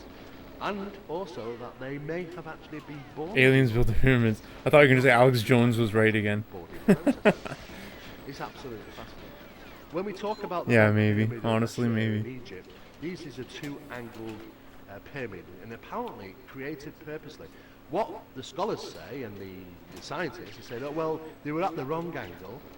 The Oh, wow. Egyptians who built this, were built this at the wrong angle and realised that it would not have been able to maybe. carry it at that angle, so they got halfway and changed the angle on it. Do you really think that they actually got the wrong angle? You know, these are precision laid. You know, these are very clever people, whoever created these. I doubt very much that they actually got the wrong angle. And what's also interesting is that it purposely creates two frequencies by building the two angles, and it is perfect. Inside, just like the long gallery that you will see in the Great Pyramid, is a room very similar, and this room generates perfect acoustics. And what we're finding is it's a sharp A. An A sharp is generated in these locations, just as they are in other places found throughout the Egyptian pyramids. And again, they made all these by these tools. These are the Egyptian tools. These are on display at museums. This is what built the pyramids. It's been a little bit hard to actually get your head around that these things actually cut these huge stones, and very difficult. And of course there are stones all over the place. If you care to actually spend the time to look on the Giza I planet, suck, guys. you'll see that It's gonna happen eventually, the 25, but man, I twice really the suck. speed than a modern day saw. Like, I'm not Some of these friggin'... rocks. Saws were used, but they have to have been moving, oscillating, taking a revolution twice the speed as a modern day saw to cut through the rocks. Where is all the equipment? Where's the machinery? That's probably the greatest mystery of all, is as to where all And I am this considering stuff doing the goes. 2.x We ending. know that Maybe the not this, capabilities of definitely drilling not in the next precision 5 minutes, holes but is, again, found on the Giza in the plateau future, in just plain practice. sight. People walk past this every day looking at the pyramids, and there they are. Getting on the floor camera on the Giza shot. plateau, which people are literally walking over sometimes. These stones are precisionally cut with saws and drill holes and bore holes in them. We have just As in the no photo. idea how they managed to do this. Again, rose quartz granite, one of the strongest granite stones in the world, bored out with precision. Got to have been tools of some sort. The drills and the saw marks and stones are incredible throughout Egypt if you care to find them. And of course, this one just looks like it's been a test. Testing the testing Epic. the saw. Thanks, man. Creating 4 cuts in a stone just to test it. That's the only thing I can think of. You are epic, Moonraker. No idea. There's actually, if you look further down as well, there's actually more saw marks in this stone. No idea. How do you create that? And then we can see there's a 2 to 3. Because, I mean, in theory, I should be able to get 20... Like, I can paste 25 old strat, so, I mean, in theory, if I get good at the new strat, I could get 24. I could paste 24. And I'm not saying get, but in theory. And of course, some way Right. of cutting these and boring these out were obviously carried out. So I am pasting 25. This is found in Not Russia. always, but I And can these paste are referred to as 25. star Old balls. strat. And yes, it is bored out because you can see the markings within the bore, just as you would see on the earlier round ones throughout Egypt. How did it bore this out? It must You have save been a full perfect. second? And I don't why? know. And how? We really do not know. Again, cut into granite stone. Oh, please. Like, please. This is the Like, please. The Abu Ghurab. And Please. These are found in Egypt. We don't know what these are. The scholars. and That the roll was scientists so say the fucking same. huge. Guys, But that look where roll. the holes are for the actual drain. They're actually on the side. here. I fucking hate this level, And if you guys. were to fill this I fucking up, hate this bullshit. it's on the side. Oh. It just wouldn't really make much sense, to be honest, to be in a single piece. And what would it be used God for? damn it. These things are huge. We've no idea what they're for. But there is precision cut stone again in these, just as we find The the fuck, markings man? within the rose quartz granite. You can see the revolutionary marks here. You can see the small hairline boring techniques created this beautiful pattern. And these That was a run, my are friends. not just on their own. There are plenty of these. I'm sorry. around. This one, amazing. I failed you all. From rose quartz granite. This is, you know, it's why pick some of the hardest rock in the world to do this. What's worse is I failed It's myself. all cut from a single piece of stone. This is all cut from a single piece of stone. As you can see, you know, the cuttings out of the feet, the arms, the legs, the 3 different people. It was just been an amazing feat. How on earth that was done, which just with modern, it would have been very difficult to do it with modern day. Alright, 5 more minutes. You know, probably next to impossible with modern day tools. We haven't seen anything like that with modern day tools, cutting this type of rock even now. How did they manage to do it with just the stone tools that they said that they had for that time is just unknown. Drain holes halfway down, as we said earlier in the sinks. Why? Doesn't make any sense. And how did they It's bore so them out in the it's same so slow. process? Exactly the same method. It's not even By like obviously pace. utilising some type of machinery that we just do not know exists. Some of these things are absolutely huge. Let's look at this one. Yo, what's up, Chris? How you doing, man? I'm going to sign off in like Technology. a few minutes though, dude. Just FYI. You know, it's meters wide. What's up, man? Hope you're doing well, man. Poured out. There is a revolution inside. Thanks for being here, of dude. Pouring out of this process. What cut it? How have it cut it? I don't know. Like, If fucking we hell. look at the Serapeum, Good, man. How about you, dude? these Doing alright. huge sarcophagi, the Egyptian government said the only number of these were empty. There was nothing in them. And it beggars belief, really, to be honest with you. I mean, what were they there? You good? Giants? Just woke up? I mean, Nice. You know, you get in, you know, you're not supposed to really go in. Nice. Sounds like the life. But they really do not like people going around and touching them and get climbing in. People have done purposely because they wanted to see, you know, the technology of the cutting process inside the sarcophagi. And we see regularly that these particular things have That was good work. Good work. scribe, Oh, nice, man. just as we see here. Congratulations, bro. On the side of these sarcophagi. Third worst air quality in the world. No freaking way. That's really. However, these may have been even added at a later It's just date. so crazy, Some man. scholars believe that they were added to a later It's just so date. crazy. Sarcophagi are older than the Egyptian civilizations. Yeah, man. I mean, I'm starting to see Inside, it's incredible. they're ramping up Precision mining up cut north out, in literally northern Ontario, like cut far out. north. There's a lithium mine, like near the Amazing. It's actually even near the heated and Manitoba polished, border. and it's absolutely incredible. Can't- Spot on. Says you can't see anything in the skyline. All cut Yeah. from a single piece of stone. Jesus. No It's just idea so. how on earth this would have been done. It's On a just smaller so scale, friggin- something like a bit like the King's Chamber in the main Egyptian pyramid. However, this one is more precise and the It's like the stones fucking are Book of Revelations, polished. man. Amazing work. Incredible.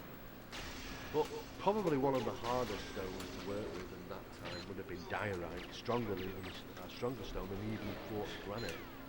And rose quartz. Ottawa's okay. Ottawa's not And this terrible right now, diorite but it's stone, pretty bad. hardness level measured out Like of it's bad, but it's level not 8. terrible. And of course, nobody would even work with this stone. But this particular statue, which has been Prime day. analysed by scholars and scientists, Cool, man. Thanks for the heads up. for many years, That's cool. is just baffling because they believe this one side of the face is exactly the same as the other side of the face. No difference. Thank you for the heads up, man. At all. And the only real reason to get that, the only main method of being able to do that, they believe, is utilising some type of cutting machine.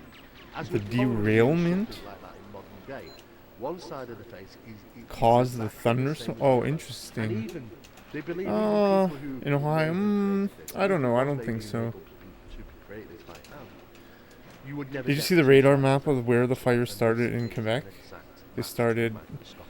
There's like a radar where they all started at the same time, pretty much, west, southwestern, and northern Quebec, in the forest south of Rouyn-Noranda, and yeah, there's. I mean, in like a minute, I can show you. I can show you the map. Apparently, it's real. I got it off 4chan, but it's like you'll see. It's a WebM. This created the Egyptian pyramids, and all the Because neighbors that's why I thought it could be the mining or the forestry group. Probably the mining because it's around Ruin, Oranda, and Val d'Or, right? The Gold Valley. Oops, double O I chose. I gotta sign off, like in a minute. I'll do one or two more attempts and then I'll show the webm and then I'm gonna sign off. Yeah. And then they're increasing this lithium mine. This dilithium oxide mine in near the Manitoba Ontario border, but that's the fires. I don't know where that's too far from this, but you'll see.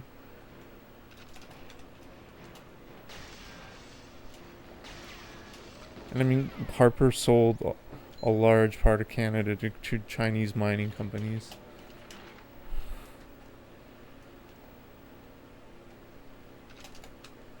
And it's just, I mean, it's a matter of time until they cash in on it, right? Not to be such a doomer stream.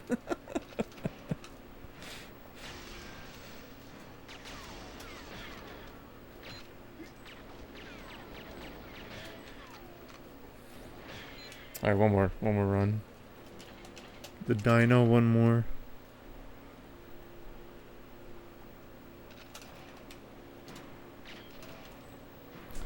Getting on this morning gravy train. What's the morning gravy train? Oh, mining, I get it. Alright. Let me show you the fire thing.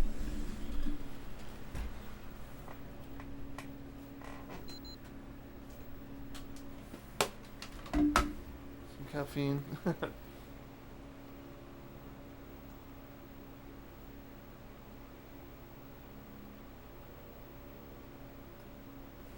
No way, man. I had my pre-workout explosion caffeine. I had my 135 milligrams.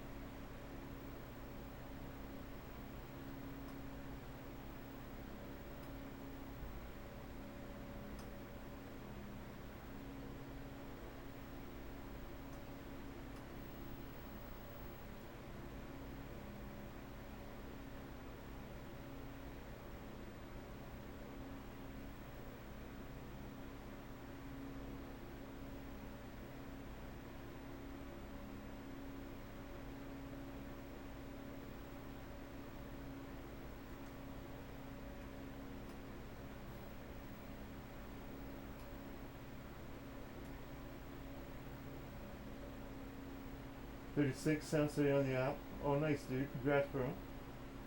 You see? You see, man? It's right around the Val d'Or, Ruin, Noranda mining area. Right? They're just burning it.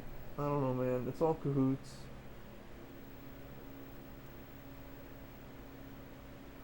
I don't know if there's any mining stuff up there, more near Sudbury where the meteorite, the massive meteor, right, with all the fucking iron and shit.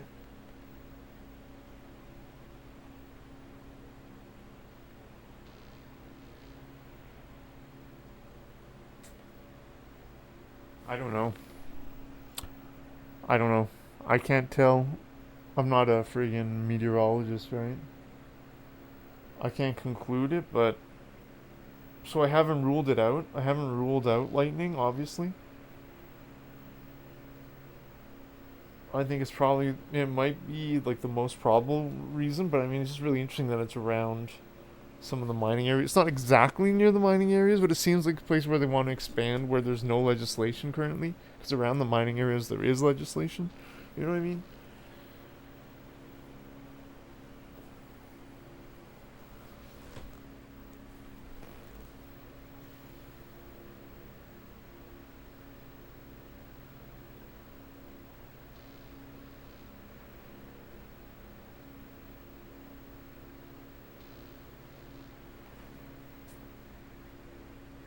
So they need lithium real bad.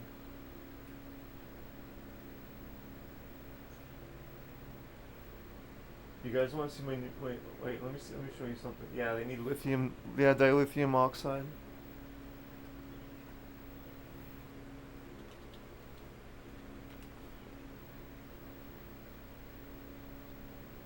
But that's in like the near Manitoba, Ontario border.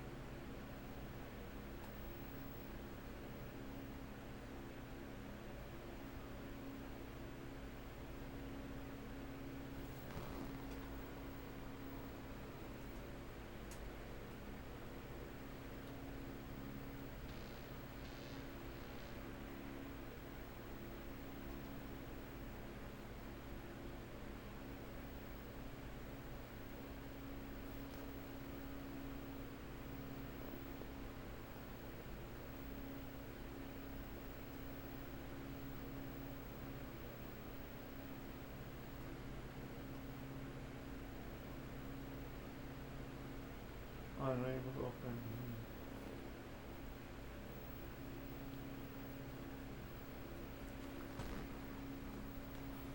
Alright, guys, I gotta go. Thank you for being here. Thank you very much for being here. I gotta go buy an hourglass. I have no idea, bro.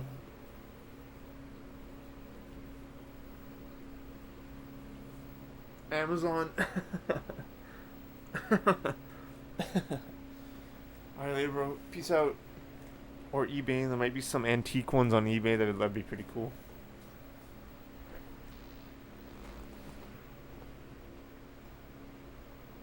Ugh. Buy my app everywhere else. Well, I mean, they're missing out if they don't. What? Are you serious, Scotty? What? I was just about to sign off. What? What a legend, man. Are you serious, man? Dude, thank you so much, man. What? Hell yeah, dude. What the fuck? Thanks, man. Yeah, man, we've been playing GoldenEye. We're close to 25. I don't know if you've been lurking, man. We had some pretty good... We had a 27 completion today. Oh my god. No way. Are you serious, Toad? Are you serious? And the bits? Yo, guys. Yo, what? Thanks, guys. Yo, I appreciate that so much. Oh my gosh, I gotta do at least like another run for that. At least another minute or two. I can't be late to pick up my girlfriend, but... What? Yo, guys, you guys are like the fucking best. Thank you, Toad. Thank you, Scotty. Wow. Really, thank you.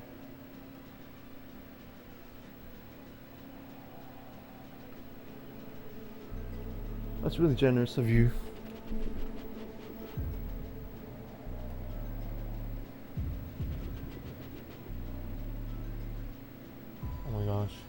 This thing freaking dominated the chat on screen. Oh shit. Today, what we're going to be looking at are megalithic structures in different parts of the world that I do gotta go soon though, guys. And I think that's important. What? Thank you, guys. Some people do guys are YouTube insane. videos of places they've actually never been. And Thanks, Scotty. you don't really learn that much Thanks, from Toad. pictures as compared to being on location. So what we're going to be looking at is ancient structures that show thanks, guys. cataclysmic damage. Not damage from an army coming in or something like that. Yeah, my but eyes are natural forces really itchy. that destroy Might be these from the sites. friggin' smoke now. The It's really timeline bad. we're looking at for these cataclysms is You can only 12,000 take so much years of it. ago, You know what I mean? which is the end of the last Yo, I'm ice good, age. man. How about you, dude? So, does anyone know Tomorrow's where Canada this Day. is? It's Canada's Machu birthday Picchu. tomorrow. That's right. I've been to Machu Picchu 69 times. And I'm always looking at the stonework. 69 So what you times can he's see been there. here is you see that line. And notice good, the man. work on How you doing, top man? is quite crude, I sold the RSX, and dude. the work below is Did I tell you? polygonal interlocking It is blocks. gone. So some people would say No more Uber Eats well, driving. the Inca made a No. very strong foundation. It's okay, man. and then It's fine. they It's didn't better. need to I make cancel it my so good on insurance. top, but that's not the case. It's fine. Inca Man, it was a lot of found- fun when I drove it though. Sorry. Holy crap. It was The insane. Inca found Machu Picchu. It's okay, decided man. that it was a holy site. And It was then too they built rusty. It their was too city old and rusty. around it. And this is the obvious evidence of that. Because Because the you other see lines were probably going to go Massive to the megalithic fuel blocks lines, on the bottom, clutch line. pulled apart from east to west by a huge earthquake. And this is what the Inca found. And I don't want to. So, and I decided. built So on the top. decision was I don't want to do Uber Eats So you anymore. notice the I need difference to in find a construction? career. Because it wasn't going to last 1,000 kilometers a it'll week get more and more doing Uber obvious as Eats. time goes on. And that would not have Also, Machu Picchu resolved means my the ancient career, mountain, you know what I mean? or the ancient place. So it was they more wouldn't be the career describing decision that choice than if the they had car. built the whole thing. Save the They car. found it, and then they built. So I'm applying to jobs now. I'm Now, getting some there are callbacks from myths recruiters. From 200 to 400 indigenous Yo, Sierra. cultures that talk about Oh, the this time guy. when their world was destroyed. It could have been Brian an Forster? island or a The guy larger talking? Yeah, he's landmass. friggin'. He has great And what this videos. coincides Some with crazy theories, but he has is great videos. events that happened during the Younger Dryas between 12,000 But I love those crazy theories, 'cause, I mean- and 11,700 years ago. I mean, it's still a mystery, Graham right? Hancock goes into this. Randall Carlson goes into Like, this. it's just a scam, guys. And it was like, a it's major just such a series fucking of scam. cataclysmic events that happened that destroyed most of humanity. And it was a force that came from outside of our solar system. By proxy selling the yellow There's different jacket, theories. yeah. Some people say it's a comet. Some And by people say proxy. different things, but we're going to go through all of the theories related to that. So, Plato. Yeah, selling the yellow of jacket is a course, legend. with He Atlantis. gave a gift sub The last stream. timeline for the destruction of Atlantis is around 11,700 years ago. So he was describing actual events. Most academics Come on, will tell man. you he made up the story. Yeah, but I gotta Solon update that. was his So teacher. in my Learned about from the information, ancient I have the Egyptians. list of donors. I have to Ancient update it because Egyptians' I record of literally time updated by goes hand. Way, way, It's like an way image. back, long So before I'm really dynastic honored. Egypt. And so he described Oh, the I hear city, you. Thanks, man. Yeah, not that necessarily helps a lot. continent, but the city of Atlantis, which was concentric rings like this. That helps a lot. And what's great about modern travel and modern research of the internet is that some people believe Atlantis has been found. It's a series of concentric rings like that, and it's located over here in Mauritania. I mean, I do gotta go in like 5 minutes though. So you can see from here, Maybe less. it's called the Rishat structure. And you I like can this see grind that though, it's the fun. land to the west It's of a lot it of fun. looks like it's sloughed off and has gone into the ocean. So it's possible that this Just is existing. Atlantis that has been found. Oh my gosh. Not the continent, the city. And this is what it looks like. It's very Buddhist of you. Plato describes it as having mountains to the north and then the ocean to the west. And there are unknown structures or unresearched structures that are located in this area. I know two people who have recently been there, and you know, who knows, maybe Atlantis has actually physically been found. So I believe what happened around 12,000 years ago is that our planet was hit by a series of cataclysms. And how can we explain properly the reason why our planet is tilted 23.5 degrees? It doesn't sound like that's a natural thing. It should be What the vertical. fuck? And quite possibly, what happened was this impact where the red dot is in Greenland. And that was only discovered a few months ago. You can see right up there where it says the Hiawatha Crater. And that was a meteorite that struck Greenland, and it had the force of something like 1,000,000 times that the RSX of is gone. the Hiroshima bomb. Insurance is canceled. So that wouldn't simply have affected the local area. It could have shifted the tilt of the planet, and then the planet restabilized at 23.5 Oh my degrees. god. And that's where it's located.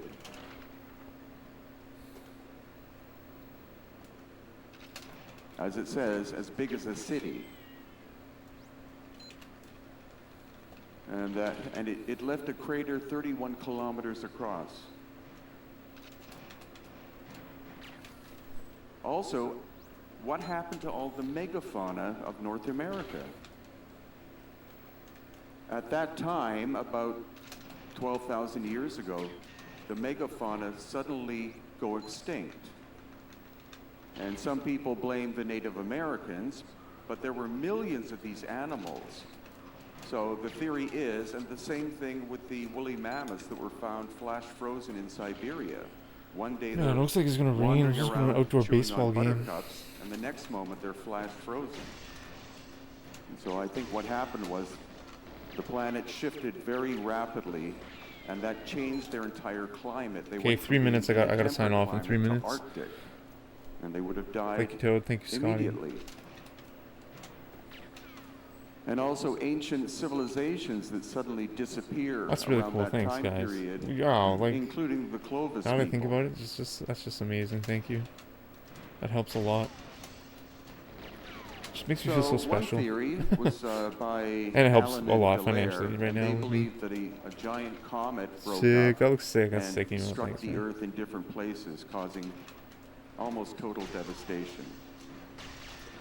And the date, 9,500 Oh, I BC, blew it. or I blew it. 11,500 years ago. Should've just I'm shot. just going to God use the damn it. ballpark figure of 12,000 Whatever. years. And then also Barbara Hand Clow. She came up with a concept called Okay, 2 minutes. catastrophobia. And she believes what happened was that the survivors of this massive cataclysm hid in caves in order to protect themselves from another impact coming, and that would be what we call the caveman period. And it took 6,000 years before they were able to come back out again. And that's when we have the rise of It's fast. Egypt and Samaria, Like, fucking hell. and what they called the first major civilizations, but it wasn't. It was a renaissance. Those that survived rebuilt, and they had lost most of the information from the past. So she calls the concept catastrophobia. And then Dr. Paul Laviolette, who is an American physicist, he actually believes that the core of our galaxy, which is a black hole, but it's not a black hole that constantly absorbs energy. Every once in a while, it has a burp, and it actually emits energy. That would go across the galactic plane and wreak havoc. So that's his theory, the same time period, 12,000 years ago. And Robert Schoch, His theory is pretty close to that. He believes in solar outbursts from the sun that came out and scorched the atmosphere and caused the rapid melting of the ice sheets. That was the end of the last ice age. And it didn't occur over thousands of years. He believes it could have been as short as a year, that the waters of the oceans rose by about 400 feet to their present level. That would have submersed ancient civilizations living on any coast. And that again would be the destruction of Atlantis. It wasn't that Atlantis sank, it's that the water rose and the survivors would have to leave and find somewhere else to live. So I absorbed all of those theories together to come up with this presentation. So according to Robert Schoch as well, the places where this plasma would have struck would have flash blasted any life form that was there. So the people, the plants, the animals would have been vaporized. And these places would not have been habitable for thousands of years. This is the last run. Until thousands of years afterwards. I just want to see if I can pace it. And we don't have the ancient people left behind because they all got destroyed, but what we do have are these amazing megalithic sites around the world that standard archaeology can't explain, even though they very much Wow, try see, to. like, that was fast. So this example here is in Phase 6, I Cusco, saw. Peru. Okay, alright, It's I gotta go. Coricancha. Thank you very much for being here. Thank you, Scotty. You can Thank see you, you Toad, can't man, fit a for the human subs. hair 2 subs in in the 69 joint. minutes. And that wall Thanks, is a man. meter Thanks, dudes. thick. Thanks, everybody. So it Guys and gals, perfectly tight loopers, fitting everybody. from the front to the back. Now the Inca were a Have a Bronze good one, yo. Age Thanks, bro. culture, Thanks, and this broski. is basalt stone. Thanks, man. So they could not have built this. Obviously, they found Oh, you know we're gonna raid Kaidos. it. And here too, this is a site called Rachi, outside of Cusco, and you see 2 forms of construction. You have adobe on top, and then you have megalithic polygonal Raid for mature basalt audiences, below, my friends. which is that. So it's quite clear that the Inca found this and then built on top of it. And another location called the Sun Gate. Once again, you see these massive blocks that fit together perfectly, and then relative rubble on top. So this is the Inca work on top of the megalithic. And an even more obvious example.